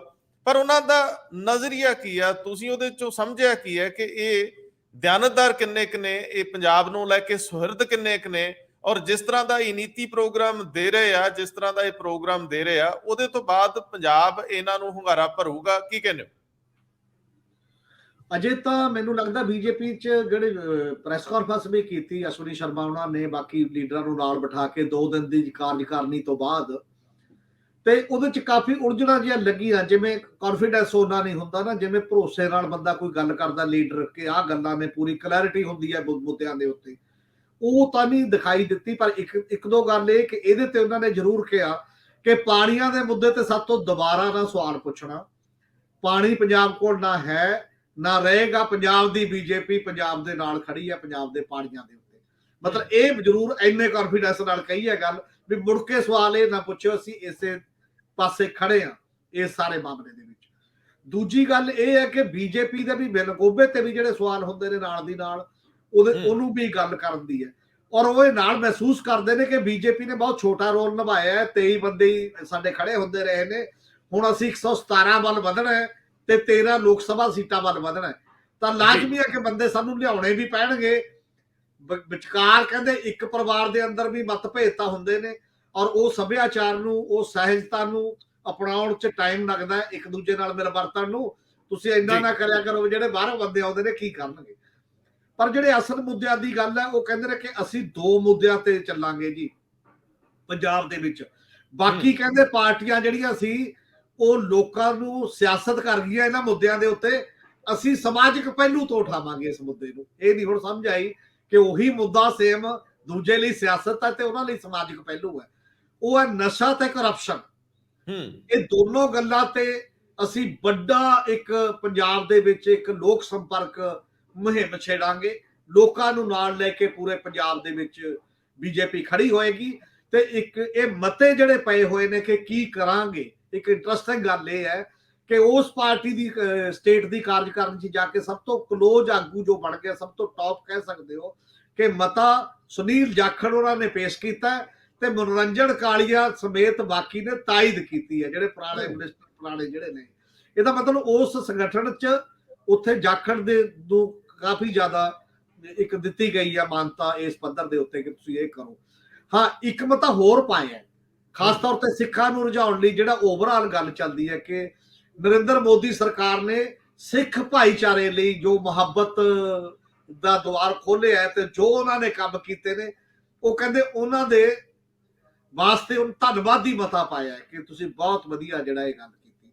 ਚੱਲਦੇ ਇੱਕ ਸਵਾਲ ਹੋ ਜਾਂਦਾ ਹੋ ਕਿ ਕਰਤਾਰਪੁਰ ਸਾਹਿਬ ਲਾਂਘਾ ਤਾਂ ਖੋਲਿਆ ਗਿਆ, ਅਸ਼ਵਨੀ ਕੁਮਾਰ ਜੀ ਕਹਿੰਦੇ ਨੇ ਜੀ, ਉਹ ਕਹਿੰਦੇ ਜੀ ਬਾਘਾ ਬਾਰਡਰ ਕਦੋਂ ਖਿਲਾਉਣਾ ਹੈ, ਬਾਘੇ ਬਾਰਡਰ ਤੇ ਵੀ ਮਾੜਾ ਮੋਟਾ ਕੁਝ ਕਰੋ ਤੇ ਪੰਜਾਬ ਥੋੜਾ ਬਹੁਤ ਉੱਭਰ ਆਊਗਾ। ਪਾਕਿਸਤਾਨ ਦੇ ਵਿੱਚ 150 ਤੋਂ ਲੈ ਕੇ 200 ਰੁਪਏ ਕਿਲੋ ਆਟਾ ਹੋਇਆ ਪਿਆ ਹੈ, ਤੇ ਜੇ ਮਾੜਾ ਮੋਟਾ ਖੁੱਲ ਜੇ ਇੱਧਰ ਪੰਜਾਬ ਦੇ ਤਾਂ ਇੰਡਸਟਰੀ ਔਰ ਬਾਕੀ ਚੀਜ਼ਾਂ ਬੜਾ ਕੁਝ ਹੋਰ ਵਪਾਰ ਪ੍ਰਫੁੱਲਤ ਹੋ ਜਾਏਗਾ। ਉਹ ਕਹਿੰਦੇ ਵੀ ਇਹ ਗੱਲ ਗੜਬੜ ਹੈ, ਇਹਦੇ ਤੇ ਨਹੀਂ, ਕਿਉਂਕਿ ਡਰੋਨ ਆ ਰਹੇ ਨੇ ਇਧਰੋਂ ਨਸ਼ਾ ਆ ਰਿਹਾ ਹੈ, ਇਧਰੋਂ ਹਥਿਆਰ ਆ ਰਹੇ ਨੇ, ਪਾਕਿਸਤਾਨ ਨਾਲ ਵਪਾਰ ਨਹੀਂ ਹੋ ਸਕਦਾ। ਤਾਂ ਪੱਤਰਕਾਰਾਂ ਨੇ ਵੀ ਅੱਜ ਠੀਕ ਜੀ ਭੂਮਿਕਾ ਨਿਭਾਈ ਥੋੜੀ ਜੀ, ਔਰ ਉਹਦੇ ਚ ਇੱਕ ਨੇ ਹੋਰ ਕਿਹਾ, ਪੁੱਛ ਲਿਆ ਨਾਲ ਵੀ ਫਿਰ ਉਧਰ ਬੰਬੇ ਤੇ ਗੁਜਰਾਤ ਵੀ ਤਾਂ ਹੈਰੋਇਨ ਮਿਲਦੀ ਹੈ ਐਡੀ ਵੱਡੀ ਪੱਧਰ ਤੇ, ਪਰ ਉਧਰ ਦੀ ਤਾਂ ਵਪਾਰ ਚੱਲ ਰਿਹਾ ਮੁੰਬਈ ਤੇ ਕਰਾਚੀ ਜੀ ਤਾਂ। ਹਾਂ, ਫਿਰ ਉਹ ਕਹਿੰਦੇ ਇਹ ਸਾਡਾ ਮੁੱਦਾ ਨਹੀਂ, ਇਹ ਨੈਸ਼ਨਲ ਮੁੱਦਾ, ਤੁਸੀਂ ਮੇਰੇ ਮੂੰਹ ਚ ਨਾ ਪਾਓ ਇਹ ਗੱਲਾਂ, ਇਹ ਬੜੇ ਮਾਮਲੇ ਨੇ, ਇਹ ਗੱਲਾਂ ਆਪਾਂ ਛੱਡ ਦਿੰਦੇ ਆ ਇਸ ਲੈਵਲ ਤੇ। ਹੁਣ ਸਵਾਲ ਇਹ ਹੈ, ਸਭ ਤੋਂ ਬੜਾ ਸੀਰੀਅਸ ਸਵਾਲ, ਜੇ ਪੰਜਾਬ ਦੇ ਪ੍ਰਤੀ ਇੱਕ ਅਪਰੋਚ ਹੋਏਗੀ ਜਿਹੜੀ ਬੀਜੇਪੀ ਦੀ ਹੋਵੇ ਜਾਂ ਜਿਹੜੇ ਦੇ ਮਰਜੀ, ਉਹ ਇੱਕ ਨਾ ਗੁਲਦਸਤੇ ਦੇ ਰੂਪ ਦੇ ਵਿੱਚ ਹੋਏਗੀ। ਉਹ ਐ ਨਹੀਂ ਵੀ ਇੱਕ ਦੀ ਲੱਤ ਉਧਰ ਨੂੰ ਜਾਂਦੀ ਹੋਏਗੀ, ਬਾਹ ਉਧਰ ਜਾਂਦੀ ਹੋਏਗੀ, ਵੱਖ-ਵੱਖ ਮਾਮਲਿਆਂ ਨੇ। ਪੰਜਾਬ ਲੈਂਡ ਲੋਕਡ ਸਟੇਟ ਹੈ, ਸਭ ਨੂੰ ਪਤਾ ਹੈ, ਬਾਰਡਰ ਸਟੇਟ ਹੈ, ਸਭ ਨੂੰ ਪਤਾ ਹੈ, ਔਰ ਇਸ ਕਰਕੇ ਇੱਥੇ ਡਿਵੈਲਪਮੈਂਟ ਦਾ, ਇੰਡਸਟਰੀਅਲ ਡਿਵੈਲਪਮੈਂਟ ਦਾ, ਜਿਹੜਾ ਕਹਿੰਦੇ ਨਾ ਯੂਪੀ ਚਲੇ ਗਏ ਇੰਡਸਟਰੀਅਲਿਸਟ, ਔਰ ਇਦੋਂ ਪਹਿਲਾਂ ਇੱਥੇ ਪਹਾੜੀ ਰਾਜਾਂ ਜਾਂ ਆਲੇ ਦੁਆਲੇ ਚਲੇ ਗਏ। ਭਾਈ ਸਾਹਿਬ ਪਹਾੜੀ ਰਾਜਾਂ 'ਚ ਵੀ ਤਾਂ ਗਏ ਸੀ ਕਿਉਂਕਿ ਵਾਜਪਾਈ ਸਰਕਾਰ ਦੇ ਦੌਰਾਨ ਇੱਕ ਪਾਲਿਸੀ ਬਣੀ, ਜਿਹੜੇ ਟੈਕਸ ਹੌਲੀਡੇਜ਼ ਦਿੱਤੀਆਂ, ਜਿਹੜੇ ਕੰਸੈਸ਼ਨ ਦਿੱਤੇ ਪਹਾੜੀ ਰਾਜਾਂ ਨੂੰ, ਜਿਹੜੇ ਪੰਜਾਬ ਨੂੰ ਨਹੀਂ ਮਿਲੇ, ਤੇ ਉਧਰ ਇੰਡਸਟਰੀ ਸ਼ਿਫਟ ਕਰਕੇ ਗਈ। ਤੇ ਯੂਪੀ ਦੇ ਵਿੱਚ ਵੀ ਜੇਕਰ ਡਬਲ ਇੰਜਨ ਸਰਕਾਰ ਤੁਸੀਂ ਚਲਾਉਂਦੇ ਹੋ ਤੇ ਆਪਣੇ ਰਾਜਾਂ ਨੂੰ ਥੋੜਾ ਵੱਧ ਦਿੰਦੇ ਹੋ ਤੇ ਦੂਜੇ ਰਾਜਾਂ ਦੇ ਮੁਕਾਬਲੇ ਜਿੱਥੇ ਆਪੋਜੀਸ਼ਨ ਦੀ ਸਰਕਾਰ ਹੈ ਤਾਂ ਵੀ ਇੱਕ ਪਾਲਿਸੀ ਦਾ ਮਾਮਲਾ ਉਸ ਮਾਮਲੇ ਦੇ ਵਿੱਚ। ਪਰ ਤੀਜੀ ਗੱਲ ਨਾਲ ਦੀ ਨਾਲ ਇਹ ਹੈ ਕਿ ਪੰਜਾਬ, ਜੇ ਤੁਸੀਂ ਮਹਿਸੂਸ ਕਰੋ ਕਿ ਬਾਰਡਰ ਖੁੱਲ ਜਾਂਦੇ ਨੇ ਇਹ, ਤਾਂ ਪੰਜਾਬ 'ਚ ਕਿਸੇ ਇੰਡਸਟਰੀਅਲਿਸਟ ਕੋਲ ਭਗਵੰਤ ਮਾਨ ਨੂੰ ਮੈਨੂੰ ਲੱਗਦਾ ਬੰਬੇ ਜਾ ਕੇ ਹੱਥ ਜੋੜਨ ਦੀ ਲੋੜ ਨਹੀਂ, ਜਾਂ ਹੈਦਰਾਬਾਦ। ਪੁਰਾਣੇ ਬੰਦੇ ਵੀ ਆਪਣੇ ਜਾਂਦੇ ਰਹੇ ਨੇ, ਔਰ ਬਾਦਲਾਂ ਨੇ ਵੀ ਇੱਥੇ ਕਰਾਇਆ 2 ਵਾਰ, ਅੰਬਾਨੀ ਹੋਣੀ ਵੀ ਆਏ, ਵੱਡੇ ਵੱਡੇ ਸਟੇਜ ਤੇ ਲਿਆ ਕੇ ਬਿਠਾਏ, ਕੈਪਟਨ ਅਮਰਿੰਦਰ ਸਿੰਘ ਨੇ ਵੀ ਬਿਠਾਏ ਸੀ, ਇਹ ਵੀ ਬਿਠਾ ਲੈਣਗੇ, ਉਸੇ ਸੰਮੇਲਨ ਲਈ ਜਾ ਰਹੇ ਨੇ। ਪਰ ਆਇਆ ਕੋਈ, ਕਿਉਂਕਿ ਪੂੰਜੀ ਖਿੱਚੀ ਕਿੱਥੇ ਨੂੰ ਜਾ ਰਹੀ ਹੈ, ਇਨਵੈਸਟਮੈਂਟ ਭੱਜੀ ਕਿੱਧਰ ਨੂੰ ਜਾ ਰਹੀ ਹੈ, ਜਿੱਧਰ ਰਾਹ ਖੋਲ ਦੋਗੇ, ਜਿੱਧਰ ਰਸਤਾ ਮੋਕੜਾ ਕਰ ਦੋਗੇ ਵੀ ਇੱਥੋਂ ਭਾਈ ਲਾਹੌਰ ਵੱਲ ਨੂੰ ਵੀ ਜਾਂਦਾ ਰਸਤਾ, ਪੂੰਜੀ ਤਾਂ ਭੱਜੀ ਜਾਊਗੀ ਇੱਧਰ ਨੂੰ, ਲੋਕ ਆਉਣਗੇ ਉਸੇ ਲੈਵਲ ਦੇ ਉੱਤੇ ਜਿਹੜੇ। ਨਹੀਂ ਬਿਲਕੁਲ ਸਰਦਾਰ ਹਰਮੀਤ ਸਿੰਘ ਜੀ, ਲਗਭਗ ਮੈਨੂੰ ਲੱਗਦਾ ਕਿ 100 ਕਿਲੋਮੀਟਰ ਦੇ ਵਿੱਚ ਤਾਂ ਵੇਅਰ ਹਾਊਸ ਬਣ ਜਾਣੇ ਆ ਇਸ ਰਸਤੇ ਤੇ। ਲੋਕਾਂ ਨੇ ਇੱਥੇ ਇੰਨਾ ਕਿ, ਔਰ ਦੂਜੀ ਗੱਲ ਆ ਜਿਹੜੀ ਤੁਸੀਂ ਟੈਕਸ ਹੌਲੀਡੇ ਵਾਲੀ ਗੱਲ ਕੀਤੀ ਸੀ, ਸਭ ਤੋਂ ਅਹਿਮ ਮਤਾ ਤੇ ਇਹ ਚਾਹੀਦਾ ਸੀਗਾ ਕਿ ਕੇਂਦਰ ਦੇ ਸਾਹਮਣੇ ਇਹ ਮੰਗ ਦੇ ਰੂਪ ਚ ਮਤਾ ਪਾਉਂਦੇ ਕਿ ਜੇ ਉਹਨਾਂ ਨੂੰ ਟੈਕਸ ਰਿਆਇਤਾਂ ਨੇ ਤਾਂ ਇਹਨੂੰ ਬਾਰਡਰ ਸਟੇਟ ਕਰਕੇ ਨਾਲ ਜੋੜ ਦਿਓ, ਜਾਂ ਉਹਨਾਂ ਦੀਆਂ ਬੰਦ ਕਰ ਦਿਓ, ਜਾਂ ਇਹਨਾਂ ਨੂੰ ਵੀ ਦੇ ਦਿੰਦੇ। ਪਰ ਖਲੇ ਇਹ ਤਾਂ ਰਹਿ ਗਿਆ, ਇਹ ਤਾਂ ਪਾਇਆ ਹੀ ਨਹੀਂ। ਇਹ ਮਤਾ ਰਹਿ ਗਿਆ, ਪਰ ਪਹਿਲਾਂ ਵੱਖ-ਵੱਖ ਪਾਰਟੀਆਂ ਪਾਉਂਦੀਆਂ ਰਹੀਆਂ ਨੇ, ਸਰਕਾਰਾਂ ਵੀ ਜਾਂਦੀ ਕਹਿੰਦੀਆਂ ਰਹੀਆਂ ਨੇ, ਪਰ ਮੰਨੀ ਕਿਸੇ ਨੇ ਨਹੀਂ। ਮਤਲਬ ਇਹ ਇੱਕ ਅਲੱਗ ਗੱਲ ਹੈ। ਔਰ ਜੇ ਇਹ ਹੋ ਜਾਏਗਾ ਤਾਂ ਕਿੰਨੀਆਂ ਹੀ ਚੀਜ਼ਾਂ ਹੋਣਗੀਆਂ ਸਾਡੀ ਆਟੋਮੋਬਾਈਲ ਇੰਡਸਟਰੀ ਤੋਂ ਲੈ ਕੇ, ਔਰ ਜਿਹੜਾ ਬਾਇਆ ਅਮਰੀਕਾ, ਉਹਦਾ ਬੜੀਆਂ ਚੀਜ਼ਾਂ ਨੇ ਇਹਦੇ ਤੇ ਰਿਸਰਚ ਹੋਈ ਹੈ, ਕਿੰਨੀਆਂ ਹੀ ਜ਼ਿਆਦਾ ਸਸਤੀਆਂ ਹੋ ਸਕਦੀਆਂ ਨੇ। ਕੈਨੇਡਾ ਦੇ ਇੱਕ ਬਹੁਤ ਪੁਰਾਣੀ ਰਿਸਰਚ ਹੈ ਇਹ, ਕਿ ਜੇ ਇੱਕ ਕਾਟਨ ਦੀ ਗੰਢ ਇੱਥੋਂ ਚੱਲਦੀ ਹੈ 1800 ਰੁਪਏ ਪਰ ਜਿਹੜੀ ਗੰਢ ਹੈ, ਉੱਤੇ ਕਿਰਾਇਆ ਹੀ ਐਕਸਟਰਾ ਪੈ ਜਾਂਦਾ ਇੱਥੋਂ ਜਾ ਕੇ ਬੰਬੇ ਤੋਂ ਕਰਾਚੀ, ਤੇ ਬਾਕੀ ਤਾਂ ਛੱਡੋ ਉਹਦਾ ਰੇਟ ਕੀ ਹੋਏਗਾ। ਇਹ ਬਹੁਤ ਵੱਡੇ ਜਿਹੜੇ ਜੇ ਸਟ੍ਰੈਟਜੀਕਲ ਇਸ਼ੂ ਨੇ ਪੰਜਾਬ ਦੇ, ਜਿਹੜੇ ਪੰਜਾਬ ਨੂੰ ਪੰਜਾਬ ਹੋਣ ਦੇ ਨਾਤੇ ਉਠਾਉਣੇ ਪੈਣਗੇ, ਕਿਉਂਕਿ ਬਿਲਕੁਲ ਇਧਰਲੀ ਟੀਸੀ ਦੇ ਉੱਤੇ ਹੈ। ਔਰ ਕੇਂਦਰ ਦੀ ਸਰਕਾਰ ਨੂੰ ਵੀ ਇਸ ਪਾਸੇ ਲਿਆਉਣਾ ਬੀਜੇਪੀ ਦੇ ਸਟੇਟ ਜੁਟ ਦੀ ਜ਼ਿਆਦਾ ਜ਼ਿੰਮੇਵਾਰੀ ਹੈ, ਜੋ ਪੰਜਾਬ ਦੇ ਨਾਲ ਮੁਹੱਬਤ ਕਰਦੇ ਨੇ, ਕਿ ਜੀ ਇਸ ਪਾਸੇ ਆਓ, ਸਾਡੇ ਵੱਲ ਕੱਲਾ ਗੱਲਾਂ ਨਾ ਕਰੋ, ਸੈਂਟੀਮੈਂਟਲ ਗੱਲ ਕੱਲੀ ਸਾਨੂੰ ਦੇ ਦਿਓ, ਪ੍ਰੈਕਟੀਕਲ ਗੱਲਾਂ ਜਿੱਧਰ ਮਰਜ਼ੀ ਹੁੰਦੀਆਂ ਰਹਿਣ, ਐ ਨਾ ਕਰੋ। ਦੋਨੇ ਚੀਜ਼ਾਂ ਚਾਹੀਦੀਆਂ ਨੇ ਇਕੱਠੀਆਂ ਉਸ ਪੱਧਰ ਦੇ ਉੱਤੇ। ਇੱਕ ਗੱਲ ਤੇ ਤੁਸੀਂ ਕੱਟੜ ਰਾਸ਼ਟਰਵਾਦੀ ਬਣ ਜਾਂਦੇ ਹੋ, ਵੈਸੇ ਤੁਸੀਂ ਪੰਜਾਬੀ ਵੀ ਬਣ ਜਾਂਦੇ ਹੋ। ਦੋਨਾਂ ਦਾ ਸੰਤੁਲਨ ਤਾਂ ਕਰੋ ਕਿਸੇ ਨਾ ਕਿਸੇ ਰੂਪ ਦੇ ਵਿੱਚ। ਫੈਡਰਲ ਸਟਰਕਚਰ ਦੀ ਗੱਲ ਮਤਾ ਨਹੀਂ ਪਿਆ ਉਸ ਪੱਧਰ ਦੇ ਉੱਤੇ ਜਿਹੜਾ ਪੈਣਾ ਚਾਹੀਦਾ ਸੀ, ਕਿ ਪੰਜਾਬ ਨੂੰ ਹੱਕ ਵੀ ਦਿਓ ਆਪਣੇ ਫੈਸਲੇ ਕਰਨ ਦਾ।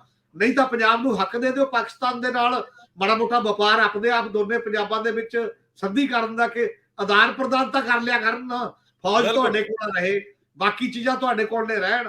ਪਰ ਜੇ ਇਹ ਦੇ ਦਿਓਗੇ ਤਾਂ ਇਹ ਮੰਨਿਆ ਜਾਊਗਾ ਕਿ ਬੀਜੇਪੀ ਨੇ ਬਹੁਤ ਆਪਣੇ ਆਪ 'ਚ ਤਬਦੀਲੀ ਕਰ ਲਈ ਹੈ। ਨਹੀਂ ਐ ਜੇ ਲੱਗਦਾ ਵੀ ਫੂਕ ਕੇ ਪੈਰ ਧਰ ਦੇਣ, ਵੀ ਇੰਨੀ ਕੁ ਕਰ ਲਓ, ਵੱਧ ਲੱਗ ਤੇ ਹੋ ਜੇ, ਜੇ ਜ਼ਿਆਦਾ ਹੋ ਗਈ ਪਤਾ ਨਹੀਂ ਸਾਡੀ ਓਵਰਆਲ ਪਾਲਿਸੀ ਦੇ ਉਲਟ ਨਾ ਚਲੀ ਜਾਏ। ਦੇਖੋ ਬੀਜੇਪੀ ਨੇ ਤਬਦੀਲੀ ਤੇ ਕਰ ਲਈ ਬਹੁਤ ਵੱਡੀ ਪੰਜਾਬ ਦੇ ਵਿੱਚ। ਹੁਣ ਉਹਨਾਂ ਨੇ ਭਾਜਪਾ ਨੂੰ ਕਾਂਗਰਸ ਵਰਗੀ ਬਣਾ ਲਿਆ, ਔਰ ਮੈਨੂੰ ਲੱਗਦਾ ਕਿ ਬਹੁਤ ਸਾਰੇ ਜਿਹੜੇ ਆਗੂ ਸੁਨੀਲ ਜਾਖੜ ਤੋਂ ਲੈ ਕੇ ਕੈਪਟਨ ਅਮਰਿੰਦਰ ਸਿੰਘ ਨੂੰ ਪਿਛਲੀ ਟਰਮ 'ਚ ਜਿੰਨੇ ਮਰਜ਼ੀ ਤੁਸੀਂ ਨੈਗੇਟਿਵ ਵਿਸ਼ੇਸ਼ਣ ਲਾ ਦਿਓ, ਲੇਕਿਨ ਉਸ ਤੋਂ ਪਹਿਲਾਂ ਕੁਝ ਮਾਮਲਿਆਂ 'ਚ ਜਿਵੇਂ ਅਸਤੀਫੇ ਦੇਣ ਤੋਂ ਲੈ ਕੇ ਪਾਣੀਆਂ ਦੇ ਮੁੱਦੇ ਦੇ ਉੱਤੇ ਮਤਾ ਲਿਆਉਣ, ਬਿੱਲ ਲਿਆਉਣ, ਐਕਟ ਬਣਾਉਣ ਤੱਕ, ਉਹ ਸਾਰੀਆਂ ਗੱਲਾਂ ਹੋ ਸਕਦਾ ਇਹ ਜਿੰਨੇ ਨਵੇਂ ਬੰਦੇ ਆਏ ਆ, ਇਹ ਪੰਜਾਬ ਦੇ ਹੱਕ 'ਚ ਖਲੋਣ ਲਈ ਬੀਜੇਪੀ ਨੂੰ ਕਹਿੰਦੇ ਹੋਣ ਕਿ ਅਸੀਂ ਸਟੇਟ ਦੇ ਵਿੱਚ ਸਟੇਟ ਦੇ ਨਜ਼ਰੀਏ ਤੋਂ ਆਪਣਾ ਇੱਕ ਸਟੈਂਡ ਰੱਖੀਏ, ਔਰ ਉਹ ਦਿਸ ਵੀ ਰਿਹਾ, ਉਹ ਤਬਦੀਲੀ ਦਿਸ ਵੀ ਰਹੀ ਆ। ਪਰ ਹੁਣ ਇਹ ਵੀ ਵੱਡਾ ਸਵਾਲ ਹੈ ਕਿ ਜਿਹੜੀ ਇੱਥੇ ਦੀ ਸੱਤਾ ਸਟੇਟ ਦੀ ਆਮ ਆਦਮੀ ਪਾਰਟੀ, ਉਹ ਵੀ ਕਰਪਸ਼ਨ ਦੇ ਖਿਲਾਫ ਲੱਕ ਬੰਨ ਕੇ ਲੱਗੀ ਹੈ, ਤੇ ਜਿਹੜੀ ਕੇਂਦਰੀ ਸੱਤਾ ਦੀ ਥੱਲੇ ਇਕਾਈ ਆ ਪੰਜਾਬ ਵਾਲੇ, ਇਹਨਾਂ ਨੇ ਵੀ ਕਰਪਸ਼ਨ ਦੇ ਖਿਲਾਫ ਲੱਕ ਬੰਨ ਲਿਆ। ਹੁਣ ਕਰਪਸ਼ਨ ਕਿਹੜੇ ਰਾਹ ਥਾਣੀ ਲੰਘ ਕੇ ਜਾਊਗੀ, ਕਰਪਸ਼ਨ ਤੇ ਅਜੇ ਵੀ ਨਹੀਂ ਰੁਕਦੀ। ਇਹ ਬਹੁਤ ਵੱਡਾ ਮਾਮਲਾ ਬਣ ਗਿਆ। ਦੋਨਾਂ ਕੋਲੇ ਏਜੰਸੀਆਂ ਨੇ, ਇੱਕ ਕੋਲੇ ਵਿਜੀਲੈਂਸ ਹੈ, ਅੰਦਰੂਨੀ ਵਿਜੀਲੈਂਸ ਸਾਰੇ ਮਹਿਕਮਿਆਂ ਦੀ ਆ, ਤੇ ਉਹਨਾਂ ਕੋਲੇ ਕਈ ਤਰ੍ਹਾਂ ਦੀਆਂ ਏਜੰਸੀਆਂ ਨੇ, CBI ਤੋਂ ਲੈ ਕੇ ਇਨਕਮ ਟੈਕਸ ਤੋਂ ਲੈ ਕੇ ਕਈ ਏਜੰਸੀਆਂ ਨੇ, ED ਤਾਂ ਖਾਸ ਤੌਰ ਤੇ ਆ। ਮੈਨੂੰ ਲੱਗਦਾ ਵੀ ਸਿੱਧੇ ਹੋ ਕੇ ਪੰਜਾਬੀਆਂ ਦੇ ਵਿੱਚੋਂ ਰਿਸ਼ਵਤ ਨਾਂ ਦੀ ਚੀਜ਼ ਇਹਨਾਂ ਦੋਨਾਂ ਨੇ ਖਤਮ ਕਰ ਦੇਣੀ ਆ। ਇਹ ਨਾ ਹੋਵੇ ਵੀ ਇੱਕ ਦੂਜੇ ਦੇ ਖਿਲਾਫ ਹੀ ਰਿਸ਼ਵਤ ਖਤਮ ਕਰਨ ਦਾ ਅਭਿਆਨ ਸ਼ੁਰੂ ਕਰ ਲੈਣ। ਆਖਰ ਦੇ ਵਿੱਚ ਸਰਦਾਰ ਹਮੀਰ ਸਿੰਘ ਜੀ, ਸੁਖਬੀਰ ਸਿੰਘ ਬਾਦਲ ਸਿੱਧੇ ਹੋ ਕੇ ਪਾਰਟੀ ਦਾ ਵਿਸਥਾਰ ਕਰ ਰਿਹਾ, ਬੰਦੇ ਤੇ ਭਾਵੇਂ ਉਹੀ ਆ, ਉਹਦੇ ਵੀ ਕੁੱਲ ਮਿਲਾ ਕੇ ਉਦਾਂ ਦੇ ਹੀ ਨੇ। ਮੈਨੂੰ ਜ਼ਰਾ ਸਮਝਾਇਓ, ਇਹ ਜਿਹੜੀ ਜਿੰਨੀ ਪ੍ਰਕਿਰਿਆ ਹੋ ਰਹੀ, ਜੋ ਸੁਖਬੀਰ ਸਿੰਘ ਬਾਦਲ ਕਰ ਰਹੇ ਆ, ਇਹਦੇ ਨਾਲ ਅਕਾਲੀ ਦਲ ਨੂੰ ਕੁਝ ਆਕਸੀਜਨ ਮਿਲਦੀ ਲੱਗਦੀ ਹੈ? ਇਹਦੇ ਨਾਲ ਅਕਾਲੀ ਦਲ ਦਾ ਵਿਸਥਾਰ ਹੁੰਦਾ, ਲੋਕ ਪ੍ਰਵਾਨਗੀ ਬਣ ਜੂਗੀ, ਲੋਕਾਂ ਦੇ ਵਿੱਚ ਇਹਦੇ ਨਾਲ ਕੋਈ ਹਲਚਲ ਬਣਦੀ ਹੈ, ਇਹਦੇ ਕੋਈ ਸਮਾਜਿਕ ਮਾਇਨੇ ਵੀ ਕੱਢੇ ਜਾਣ, ਇਹਦੀ ਕੋਈ ਸਿਆਸੀ ਪ੍ਰਾਪਤੀ ਵੀ ਮੰਨੀ ਜਾਵੇ, ਇਹਦੇ ਨਾਲ ਕੋਈ ਇਲੈਕਸ਼ਨ ਜਿੱਤੀ ਜਾ ਸਕਦੀ ਹੈ, ਇਹਦੇ ਨਾਲ ਕੋਈ ਲੋਕ ਹੋਰ ਜੁੜ ਜਾਣਗੇ, ਕੀ ਕਹਿੰਦੇ? ਜਿਹੜੇ ਸੁਖਬੀਰ ਬਾਦਲ ਹੋਣੀ ਨੇ, ਮੈਨੂੰ ਲੱਗਦਾ ਆਏ ਦਿਨ ਨਾ ਉਹ ਘਟਨਾਵਾਂ ਨੂੰ ਦੇਖ ਕੇ ਆਪਣੇ ਫੈਸਲੇ ਤੈਅ ਕਰਦੇ ਨੇ। ਉਹ ਰਣਨੀਤਿਕ ਤੌਰ ਤੇ ਪੰਥਕ ਸਿਆਸਤ ਦਾ ਫੰਡਾ, ਹਿਸਟਰੀ ਕੀ ਹੈ, ਕਿਸ ਤਰੀਕੇ ਨਾਲ ਕਿਹੜੇ ਚੈਲੰਜ ਸਾਡੇ ਸਾਹਮਣੇ ਨੇ, ਇਹਨੂੰ ਪੂਰੇ ਨੂੰ ਹੱਲ ਕਰਨਾ ਹੈ, ਇਹਦੀ ਬਜਾਏ ਉਹਨਾਂ ਨੂੰ ਲੱਗਦਾ ਇੱਧਰ ਉੱਧਰ ਦੀ ਲੰਘ ਕੇ ਕਿਤੇ ਨਾ ਕਿਤੇ ਦੁਬਾਰਾ ਉਹ ਆਮ ਪੰਜਾਬ 'ਚ ਤਾਂ ਪੋਲੀਟੀਸ਼ੀਅਨ ਇਹੀ ਕਹਿੰਦਾ ਵੀ ਉਹ ਸੱਤਾ ਵਾਲਾ ਜਿਹੜਾ ਬਲਦ ਉਹਦੇ ਸਿੰਘਾਂ ਨੂੰ ਹੱਥ ਪੈ ਜਾਣ, ਇੱਕ ਵਾਰ ਫਿਰ ਦੇਖੀ ਜਾਊਗੀ, ਜੋ ਮਰਜ਼ੀ ਕਰਦੇ ਆ ਉਹ ਕਰ ਲਈਏ। ਪਰ ਤੁਸੀਂ ਦੇਖੋ ਕਿ ਇਦੋਂ ਪਹਿਲਾਂ ਸੁਖਬੀਰ ਬਾਦਲ ਉਹਨਾਂ ਨੇ ਕੀ ਕੀਤਾ ਸੀ, ਇੱਕ ਸਲੋਗਨ ਦੇਣਾ ਸ਼ੁਰੂ ਕਰਤਾ ਸੀ। ਉਹ ਇਹ ਸੀ ਕਿ ਪੰਥ ਇਕੱਠਾ ਕਰਨਾ ਪਊਗਾ। ਹੁਣ ਬਹੁਤ ਵੱਡੀ ਚੁਣੌਤੀ ਆ ਗਈ ਪੰਥ ਇਕੱਠਾ ਕਰਨ ਦੇ ਲਈ। ਫਿਰ ਉਹ ਕਈਆਂ ਦੇ ਘਰਾਂ 'ਚ ਵੀ ਗਏ, ਸਿਮਰਜੀਤ ਸਿੰਘ ਮਾਨ ਦੇ ਵੀ ਘਰ ਗਏ, ਵੱਖ-ਵੱਖ ਹੋਰਾਂ ਦੇ ਵੀ ਘਰ ਗਏ, ਔਰ ਇਹਦੇ ਨਾਲ ਉਹਨਾਂ ਨੇ ਬੰਦੀ ਸਿੰਘਾਂ ਦੀ ਰਿਹਾਈ ਲਈ ਜਥੇਦਾਰ ਅਕਾਲ ਤਖਤ ਸਾਹਿਬ ਤੋਂ ਕਹਾ ਕੇ ਇੱਕ ਕਮੇਟੀ ਵੀ ਫਾਰਮ ਕਰਵਾਈ ਸੀ ਜੀ। ਉਹਦੇ ਨਾਂ ਤੇ ਸੰਗਰੂਰ ਇਲੈਕਸ਼ਨ ਲੜਨ ਦੀ ਟਰਾਈ ਕੀਤੀ। ਜਦ ਉਹਨਾਂ ਨੂੰ ਲੱਗਿਆ ਵੀ ਇਹ ਤਾਂ ਮੰਨ ਨਹੀਂ ਰਹੇ ਜਾਂ ਜੋ ਕੋਈ ਨਹੀਂ ਆਉਂਦਾ, ਉਸ ਤੋਂ ਬਾਅਦ ਮੈਨੂੰ ਲੱਗਦਾ ਫੇਰ ਢਾਂਚਾ ਤਬਦੀਲ ਕਰ ਲਿਆ। ਹਾਲਾਂਕਿ ਝੂੰਦਾ ਕਮੇਟੀ ਦੀ ਰਿਪੋਰਟ ਨੂੰ ਮੰਨਿਆ, ਕੋਰ ਕਮੇਟੀ 'ਚ ਅਦਬ ਚਾਦੋ ਨੂੰ ਲਾਗੂ ਕਰਨ ਦੀ ਗੱਲ ਕੀਤੀ, ਤੇ ਫਿਰ ਉਹ ਲੱਗਦਾ ਰੱਦੀ ਦੀ ਟੋਕਰੀ 'ਚ ਸੁੱਟੀ ਗਈ ਹੈ, ਜਿਹਦੇ ਕਰਕੇ ਉਹਨੇ ਕਈ ਗੱਲਾਂ ਕੀਤੀਆਂ ਸੀ ਵੀ ਸਾਡਾ ਅਸਲ ਦੇ ਵਿੱਚ ਅਕਸ ਉਦੋਂ ਸੁਧਰਨਾ ਹੈ ਜਦੋਂ ਅਸੀਂ ਲੋਕਾਂ ਦੇ ਸਾਹਮਣੇ, ਪੰਜਾਬ ਦੇ ਲੋਕਾਂ ਦੇ ਸਾਹਮਣੇ ਅਕਾਲ ਤਖਤ ਤੇ ਜਾ ਕੇ ਇਹ ਕਹਾਂਗੇ ਕਿ ਸਾਡੀ ਸਰਕਾਰ ਦੌਰਾਨ ਜੋ ਗਲਤੀਆਂ ਹੋਈਆਂ ਨੇ ਉਹ ਅਸੀਂ ਖੁੱਲੇ ਮਨ ਨਾਲ ਪ੍ਰਵਾਨ ਕਰਦੇ ਹਾਂ ਤੇ ਅੱਗੇ ਨੂੰ ਅਸੀਂ ਇਸ ਲੈਵਲ ਤੇ ਅਕਾਲੀ ਦਲ ਜਿਹੜਾ ਪੂਰਾ ਪੰਥ ਦਾ ਜਾਂ ਬਾਕੀ ਧਾਰਨਾਵਾਂ ਤੇ ਕੰਮ ਕਰਦਾ ਰਹੇਗਾ। ਔਰ ਦੂਜੀਆਂ ਇਹੋ ਜਿਹੀਆਂ ਵੀ ਗੱਲਾਂ ਸੀ ਕਿ ਪਾਰਟੀ ਦੇ ਅੰਦਰ ਜਮਹੂਰੀਅਤ ਕਿਵੇਂ ਲਿਆਉਣੀ ਹੈ, ਕਿਵੇਂ ਬਾਕੀ ਦੀਆਂ ਗੱਲਾਂ ਦੇ ਨੇ, ਉਹ ਤਾਂ ਨਹੀਂ ਆਈਆਂ। ਪਰ ਫਿਰ ਉਹੀ ਪੁਰਾਣਾ ਇੱਕ ਸੈਟਅਪ ਸਟਾਰਟ ਕਰ ਦਿੱਤਾ ਗਿਆ। ਪੁਰਾਣੇ ਸੈਟਅਪ ਦੇ ਵਿੱਚ ਕੀ ਹੋਇਆ, ਇੱਕ ਤਾਂ ਕੋਰ ਕਮੇਟੀ ਬਣਾਤੀ, ਕੋਰ ਕਮੇਟੀ ਦੇ ਨਾਲ ਫਿਰ ਇੱਕ ਜਨਰਲ ਹਾਊਸ ਬਣਾਤਾ, ਫਿਰ ਇੱਕ ਉਸ ਤਰੀਕੇ ਦੇ ਨਾਲ ਐਡਵਾਈਜ਼ਰੀ ਪੰਥਕ ਐਡਵਾਈਜ਼ਰੀ ਬੋਰਡ ਬਣਾਤਾ, ਫਿਰ ਇੱਕ ਵੱਖ-ਵੱਖ ਤਰੀਕੇ ਦੇ ਨਾਲ ਅਨੁਸ਼ਾਸਨ ਕਮੇਟੀ ਪਹਿਲਾਂ ਹੀ ਬਣਾਤੀ ਸੀ ਵੱਖ-ਵੱਖ। ਪਰ ਬਹੁਤੀਆਂ ਤੁਸੀਂ ਦੱਸੋ ਕਿ ਅਕਾਲੀ ਦਲ ਨਾ ਇੱਕ ਸੰਵਿਧਾਨ ਹੈ, ਸੰਵਿਧਾਨ ਦਾ ਰੌਲਾ ਉਦੋਂ ਪੈ ਵੀ ਗਿਆ ਸੀ। ਜਾਂ ਤਾਂ ਉਸ ਸੰਵਿਧਾਨ ਨੂੰ ਉਹਨੂੰ ਮੋਲਡ ਕਰ ਲਿਓ, ਆਪਣੇ ਤਰੀਕੇ ਨਾਲ ਬਣਾ ਲਿਓ ਲਿਆ ਕੇ, ਨਹੀਂ ਤਾਂ ਜੋ ਪ੍ਰਧਾਨ ਦੇ ਦਿਮਾਗ ਚ ਆਊਗਾ ਉਹ ਆਪਣੇ ਤਰੀਕੇ ਨਾਲ ਸੰਸਥਾਵਾਂ ਬਣਾਉਂਦਾ ਜਾਊਗਾ, ਜਿਹੋ ਜਿਹੀਆਂ ਵੀ ਸੰਸਥਾਵਾਂ ਹੁੰਦੀਆਂ ਨੇ। ਕੋਰ ਕਮੇਟੀ ਤੋਂ ਇਲਾਵਾ ਅਕਾਲੀ ਦਲ ਦੇ ਸਿਧਾਂਤ ਚ working committee, even core committee ਵੀ ਇਸ ਸੰਵਿਧਾਨ ਦਾ ਹਿੱਸਾ ਨਹੀਂ ਹੈ, ਮੇਨਲੀ ਵਰਕਿੰਗ ਕਮੇਟੀ ਹੈ, ਉਹਦਾ ਜਨਰਲ ਅਸੈਂਬਲੀ ਹੈ, ਉਹਦੀਆਂ ਜ਼ਿਲ੍ਹੇ ਦੀਆਂ ਬਾਡੀਜ਼ ਨੇ, ਉਹਦੀਆਂ ਬਾਕੀ ਨੇ ਜਾਂ ਵਿੰਗ ਨੇ। ਬਾਕੀ ਪ੍ਰਧਾਨ ਜੀ ਦੀ ਸੁਵਿਧਾ ਮੁਤਾਬਕ ਨੇ ਕਿ ਉਹ ਆਪਣਾ ਜੀ ਐਡਜਸਟ ਕਰ ਰਹੇ ਨੇ। ਹੁਣ ਤੁਸੀਂ ਦੇਖੋ ਕਿ ਇਹਦੇ ਚ ਲੋਕ ਸੋਸ਼ਲ ਮੀਡੀਆ ਤੇ ਗੱਲ ਵੀ ਕਰ ਰਹੇ ਨੇ ਕਿ ਪੰਥਕ ਅਕਾਲੀ ਦਲ ਜਿਹੜੀ ਸਿਆਸਤ ਦਾ ਜਿਹੜਾ ਪ੍ਰਧਾਨ ਹੈ ਮੇਨ, ਉਹਨੂੰ ਪੰਥਕ ਐਡਵਾਈਜ਼ਰੀ ਬੋਰਡ ਚਾਹੀਦਾ ਜੀ ਸਲਾਹ ਦੇਣ ਲਈ। ਬੰਦੇ ਕੌਣ ਨੇ? ਸਾਰੇ ਹੀ ਉਹ ਨੇ ਜਿਹੜੇ ਕੋਰ ਕਮੇਟੀ ਦੇ ਵਿੱਚ ਨੇ ਜਾਂ ਵੱਖ-ਵੱਖ ਅਕਾਲੀ ਦਲ ਦੀ ਬਾਕੀ ਕਮੇਟੀ ਦੇ ਵਿੱਚ ਨੇ। ਕੋਈ ਕਿਤੋਂ ਬਾਹਰੋਂ ਨਜ਼ਰ ਨਹੀਂ ਆ ਰਿਹਾ। ਸੇਮ ਉਹੀ ਇੱਕ ਹਰਿਆਰਕੀ ਹੈ, ਧਾਮੀ ਸਾਹਿਬ ਤੋਂ, ਚੰਦੂ ਮਾਜਰਾ ਤੋਂ, ਬਾਕੀ ਤੋਂ ਸ਼ੁਰੂ ਕਰਕੇ ਨਾ ਜਿਹੜੇ ਵੀ ਰਹਿ ਗਏ ਹੇਠਾਂ ਤੱਕ 24 ਬੰਦੇ ਲਗਭਗ ਉਹੀ ਬੰਦੇ ਨੇ ਜਿਹੜੇ ਉਹਦੇ ਚ ਸੀਗੇ। ਫਿਰ ਤੁਸੀਂ ਉਹੀ ਜਿਹੜੇ ਪਹਿਲਾਂ ਬੰਦੇ ਸੀ ਅੱਜ ਨਵੀਆਂ ਨਿਯੁਕਤੀਆਂ ਕੀਤੀਆਂ ਨੇ। ਔਰ ਉਹਦੇ ਚ ਕਿਹਾ ਗਿਆ ਸੀ ਕਿ SOI ਦਾ ਬਾਕੀ ਨਹੀਂ, ਇਹ ਚਾਹੇ ਰੱਖਣੀਆਂ ਰੱਖੋ, ਆਲ ਇੰਡੀਆ ਸਿੱਖ ਸਟੂਡੈਂਟ ਫੈਡਰੇਸ਼ਨ ਰਿਵਾਈਵ ਕਰਨੀ ਪਏਗੀ ਸਿੱਖੀ ਦਾ ਮੈਸੇਜ ਲਈ। ਇਹ ਝੂਦਾ ਕਮੇਟੀ ਕਹਿੰਦੀ ਸੀ, ਉਹਦੇ ਚ ਤਾਂ ਹਜੇ ਖਾਮੋਸ਼ ਨੇ, ਨਹੀਂ ਕੁਝ ਕਿਹਾ ਗਿਆ ਉਸ ਮਾਮਲੇ ਦੇ ਵਿੱਚ। ਤੇ ਹੁਣ ਕੀ ਐਸੇ ਰਸਤੇ ਚੱਲ ਕੇ ਜਿਹੜੇ ਰਸਤੇ ਉਹ ਚਾਹੁੰਦੇ ਨੇ ਕਿ ਸ਼ਾਇਦ ਸਰਕਾਰ, ਕਿਉਂਕਿ ਇਸ ਸਰਕਾਰ ਤੇ ਉਹਨਾਂ ਦਾ ਮੰਨਣਾ ਕਿ ਨੰਬਰ ਘਟ ਰਹੇ ਨੇ, ਉਸ ਤਰੀਕੇ ਨਾਲ ਚੱਲ ਨਹੀਂ ਪਾ ਰਹੀ। ਈਵਨ ਬੀਜੇਪੀ ਨੂੰ ਵੀ ਪੰਜਾਬ ਦੇ ਲੋਕਾਂ ਨੇ ਮਨ ਮੂੰਹ ਨਹੀਂ ਲਾਉਣਾ, ਤੇ ਇਸੇ ਤਰ੍ਹਾਂ ਕਾਂਗਰਸ ਟੁੱਟ ਫੁੱਟ ਹੈ, ਕਾਂਗਰਸ ਖੇਡ ਰਹੀ ਹੈ, ਅਸੀਂ ਫਿਰ ਵੀ ਚੱਲ ਜਾਗੇ। ਇਹ ਉਹਨਾਂ ਨੂੰ ਇੱਕ ਹੁਣ ਅੰਦਰ ਆਪਦਾ ਧਰਵਾਸ ਦੇਣ ਦੇ ਵਾਸਤੇ ਇਹ ਇੱਕ ਗੱਲ ਮੇਰੇ ਖਿਆਲ ਹੈ ਇੱਥੇ ਮੰਨਿਆ ਜਾ ਰਿਹਾ। ਪਰ ਅਜੇ ਵੀ ਜਿਹੜੇ ਲੋਕ ਪੰਥਕ ਰਾਜਨੀਤੀ ਦੇ ਜਾਣਕਾਰ ਨੇ ਉਹ ਬੜੇ ਸੀਰੀਅਸਲੀ ਇਸ ਗੱਲ ਨੂੰ ਮੰਨਦੇ ਨੇ ਔਰ ਕਹਿ ਰਹੇ ਨੇ ਕਿ ਪੰਥਕ ਨਜ਼ਰੀਆ ਇੱਕ, ਨਾ ਕਿ ਉਹ ਤੁਹਾਡੀਆਂ ਸ਼ਕਲਾਂ ਜਾਂ ਬਾਕੀ ਦੇਖ ਕੇ ਹੈ। ਜੇ ਲੋਕਾਂ ਨੂੰ ਇਹ ਨਾ ਲੱਗੇ ਤਾਂ ਬਹੁਤ ਵੱਡੇ ਵੱਡੇ ਲੀਡਰ ਚਲੇ ਗਏ ਇਸ ਯੁੱਗ ਦੇ ਵਿੱਚੋਂ, ਮੁੜ ਕੇ ਮੂੰਹ ਨਹੀਂ ਲਾਏ। ਕੱਲੀ ਤੁਹਾਡੀ ਇਹ ਤਾਕਤ ਨਹੀਂ ਪੁੱਗਦੀ ਉਸ ਪੱਧਰ ਦੇ ਉੱਤੇ। ਇਸ ਲਈ ਗਿਲੇ ਸਿਕਵੇ ਜਾਂ ਬਾਕੀ ਈਗੋ ਛੱਡ ਕੇ ਤੁਹਾਨੂੰ ਪੰਥਕ ਰੂਹ ਜੋ ਪੰਥ ਦੀ ਹੈ ਨਾ, ਜਿਸ ਤਰੀਕੇ ਦੀ ਉਹ ਚਾਹੁੰਦਾ ਕਿ ਇਸ ਲੈਵਲ ਦੇ ਆਗੂ ਚਾਹੀਦੇ ਨੇ, ਨਿਰਮਾਣਤਾ ਦੇ ਪੁੰਜ, ਸਹਿਜ, ਸੰਤੋਖ, ਧੀਰਜ, ਲੋਕਾਂ ਦੇ ਨਾਲ ਮਿਲ ਕੇ ਚੱਲਣ ਵਾਲੇ, ਪੁਰਾਣੀ ਜਥੇਦਾਰੀ ਕਲਚਰ ਜਿਹੜਾ, ਚਾਹੇ ਉਹਨਾਂ ਨਾ ਵੀ ਲਿਆਓ, ਕੁਝ ਤਾਂ ਲਿਆਓ ਜਿਹੋ ਜਿਹਾ ਵੀ ਹੈ ਜਿੰਨਾ ਤੁਹਾਡੇ ਕੋਲੋਂ ਆ ਸਕਦਾ ਹੈ। ਜੇ ਉਧਰ ਮੋੜਾ ਨਹੀਂ ਪਾਉਂਦੇ ਤਾਂ ਬੜਾ ਮੁਸ਼ਕਲ ਕੰਮ ਹੈ ਮੇਰੇ ਖਿਆਲ ਹੈ। ਅਜੇ ਰਿਵਾਈਵਲ ਦਾ ਕੰਮ ਔਖਾ ਹੈ, ਉਹਨਾਂ ਸੌਖਾ ਨਹੀਂ ਹੈ ਜਿੰਨਾ ਉਹ ਮੰਨ ਕੇ ਚੱਲ ਰਹੇ। ਦੋ ਲਾਈਨਾਂ ਦੇ ਵਿੱਚ ਮੈਂ ਚਾਹੂੰਗਾ ਆਪਣਾ ਵਿਊ ਪੁਆਇੰਟ ਦਿਓ ਕਿ ਅੰਦਰਲੇ ਡਰ ਵੀ ਨੇ, ਤਾਂ ਕਰਕੇ ਇੱਕ ਵਿਅਕਤੀ ਨੂੰ ਕਈ ਕਮੇਟੀਆਂ 'ਚ ਪਾਇਆ ਗਿਆ ਤਾਂ ਕਿ ਇੱਕ ਅਟੈਚਮੈਂਟ, ਇੱਕ ਸਨਮਾਨ, ਇੱਕ ਬੰਧਨ, ਇੱਕ ਜੁੜਾ, ਤਾਂ ਕਿ ਜਿਵੇਂ ਬੀਜੇਪੀ ਜ਼ੋਰ ਲਾ ਕੇ ਲੱਗੀ ਹੋਈ ਆ ਦੂਜੀਆਂ ਪਾਰਟੀਆਂ ਤੇ ਬੰਦੇ ਲੈ ਕੇ ਜਾਣ ਦੀ, ਉਹ ਪੰਥਕ ਪੋਲਿਟਿਕਸ ਵੀ ਕਰਨਾ ਚਾਹੁੰਦੇ ਆ, ਪੰਜਾਬੀ ਪੋਲਿਟਿਕਸ ਵੀ ਕਰਨਾ ਚਾਹੁੰਦੇ, ਉਹ ਚਿਹਰਿਆਂ ਦੀ ਰਾਜਨੀਤੀ ਵੀ ਕਰਨਾ ਚਾਹੁੰਦੇ ਆ। ਤੁਹਾਨੂੰ ਲੱਗਦਾ ਹੈ ਕਿ ਵੱਡੇ ਬੰਦਿਆਂ ਨੂੰ ਇੱਕ ਤੋਂ ਵੱਧ ਕਮੇਟੀਆਂ 'ਚ ਪਾ ਕੇ ਬੰਨ੍ਹ ਕੇ ਰੱਖਿਆ ਜਾ ਸਕਣ ਦਾ ਇਹ ਰਣਨੀਤੀ ਵੀ ਹੋ ਸਕਦੀ ਹੈ ਕਿ ਇਹ ਦੇਖੋ ਜੀ ਮੈਂ ਤੁਹਾਡਾ ਕਿੰਨਾ ਸਨਮਾਨ ਕਰ ਰਿਹਾ, ਜਾਂ ਅਕਾਲੀ ਦਲ ਦੇ ਵਿੱਚ ਤੁਸੀਂ ਕਿੰਨੇ ਅਹਿਮ ਹੋ ਤਾਂ ਕਿ ਤੁਸੀਂ ਛੱਡ ਕੇ ਨਾ ਕੋਈ ਜਾਵੇ। ਇਹ ਵੀ ਇੱਕ ਵਿਊ ਪੁਆਇੰਟ ਹੋ ਸਕਦਾ ਜੀ। ਕਿਸੇ ਸਮੇਂ ਹੋ ਸਕਦਾ ਉਹਨਾਂ ਨੂੰ ਲੱਗਦਾ, ਕਿਉਂਕਿ ਜਿਹੜੀਆਂ ਚਰਚਾਵਾਂ ਚੱਲਦੀਆਂ ਨੇ ਕਿ ਅਕਾਲੀ ਦਲ ਦੇ ਵੀ ਕੁਝ ਆਗੂ ਜਾਣ ਲਈ ਤਿਆਰ ਨੇ ਪਿਛਲੇ ਦਿਨਾਂ ਦੇ ਵਿੱਚੋਂ। ਅੱਛਾ, ਡਿਨਾਈ ਵੀ ਕੋਈ ਨਹੀਂ ਕਰ ਰਿਹਾ ਖੁੱਲ੍ਹ ਕੇ ਕਿ ਐਵੇਂ ਹੀ ਕਿਹਾ ਜਾ ਰਿਹਾ ਕੋਈ ਜਾਣ ਲਈ ਤਿਆਰ ਨਹੀਂ ਹੈ, ਕੋਈ ਬਿਆਨ ਨਹੀਂ ਆਇਆ ਅੱਜ ਤੱਕ। ਪਰ ਦੂਜੀ ਗੱਲ ਇਹ ਵੀ ਆ ਨਾਲ ਦੀ ਨਾਲ, ਇਹਦੀ ਦੂਜੀ ਸਾਈਡ ਵੀ ਹੈ। ਦੂਜੀ ਸਾਈਡ ਇਹ ਹੈ ਕਿ ਜਦ ਬੰਦੇ ਹੀ ਘੱਟ ਰਹਿ ਜਾਣ ਤਾਂ ਉਹਦੇ ਉਨੇ ਹੀ ਬੰਦੇ ਉਹਨਾਂ 'ਚ ਹੀ ਵਾਰ-ਵਾਰ ਵੱਡੀ ਜੋ, ਜੇ ਪਾਰਟੀ ਐਡੀ ਵੱਡੀ ਹੋਵੇ ਇੱਕ ਐਡਜਸਟ ਕਰਨਾ ਮੁਸ਼ਕਲ ਹੋ ਜਾਂਦਾ ਹੈ। ਉਹ ਕਹਿੰਦਾ ਮੈਨੂੰ ਕੀ ਦਿੱਤਾ ਫਿਰ, ਇਹਦਾ ਮਤਲਬ ਜੇ ਪਾਰਟੀ ਛੋਟੀ ਰਹਿ ਗਈ ਹੋਵੇ ਇੱਕ ਨੂੰ 3-3 ਉਹਦੇ ਦੇ ਰਹੇ ਹੋ ਤਾਂ ਦੂਜੇ ਪਾਸੇ ਵੀ ਇੱਕ ਪ੍ਰੋਬਲਮ ਹੈ। ਹਾਂ, ਤੀਜੀ ਗੱਲ ਇਹ ਵੀ ਹੈ ਕਿ ਉਧਰ ਬੀਜੇਪੀ ਨੂੰ ਇਹ ਵੀ ਲੱਗ ਰਿਹਾ ਕਿ ਇੱਕ ਅਕਾਲੀ ਦਲ ਤੋਂ ਵੱਖਰਾ ਧੜਾ ਵੀ ਹੈ, ਜਿਹੜਾ ਸੁਖਦੇਵ ਸਿੰਘ ਢੀਂਡਸਾ, ਅਜੇ ਬੀਬੀ ਜਗੀਰ ਕੌਰ ਵੀ ਵਾਗਿਆਨਾ ਰੂਪ ਲੈ ਗਏ ਸੀ, ਬਾਕੀ ਜੋ ਸਾਰਾ ਇਕੱਠਾ ਹੁੰਦਾ ਹੈ ਮਿਲਗੋਬਾ ਕਰਕੇ, ਉਹਦੇ ਨਾਲ ਵੀ ਅਲਾਇੰਸ ਕਿਤੇ ਨਾ ਕਿਤੇ ਹੋ ਸਕਦਾ। ਇਹ ਡਰ ਵੀ ਆ, ਪਿਛਲੀ ਅਕਾਲੀ ਦਲ ਦੀ ਕੋਰ ਕਮੇਟੀ ਦੀ ਮੀਟਿੰਗ 'ਚ ਇਹ ਗੱਲ ਬੜੇ ਉੱਭਰਵੇਂ ਰੂਪ ਦੇ ਵਿੱਚ ਡਿਸਕਸ ਵੀ ਹੋਈ। ਕੁਝ ਨੇ ਤਾਂ ਕਿਹਾ ਜਾਂ ਤਾਂ ਜੇ ਤੋੜ ਵਿਛੋੜਾ ਕਰਕੇ ਚੱਲਣਾ ਬੀਜੇਪੀ ਨਾਲ, ਫਿਰ ਉਹ ਧਾਰ ਰੱਖੋ ਆਪਦੀ ਫੈਡਰਲਿਜ਼ਮ ਦੀ, ਉਹ ਸਟਰਕਚਰ ਦੀ ਨਿੰਦਾ ਕਰੋ ਜਿਹੜੇ ਮਾਮਲੇ ਦੇਸ਼ ਪੱਧਰ ਦੇ ਵੀ ਉੱਤੇ ਹੋ ਰਹੇ ਨੇ। ਪਰ ਅਜੇ ਤੱਕ ਮੇਰਾ ਖਿਆਲ ਹੈ ਉਹ ਧਾਰਾ ਵੱਲ ਵੀ ਨਹੀਂ ਅਕਾਲੀ ਦਲ ਜਾ ਰਿਹਾ। ਅਜੇ ਬੀਜੇਪੀ ਦੀ ਉਮੀਦ ਇਹਨਾਂ ਨੇ ਪੂਰੀ ਤਰ੍ਹਾਂ ਨਹੀਂ ਛੱਡੀ ਕਿਸੇ ਨਾ ਕਿਸੇ ਰੂਪ ਵਿੱਚ। ਮਤਲਬ ਨਰਮ ਗੋਸ਼ ਹੈ ਕਿ ਆਪਾਂ ਵਿਰੋਧ ਵੀ ਨਹੀਂ ਕਰਦੇ, ਜੇ ਪਰਿਸਥਿਤੀਆਂ ਬਣਨਗੀਆਂ ਤਾਂ ਇਕੱਠੇ ਹੋ ਲਾਂਗੇ।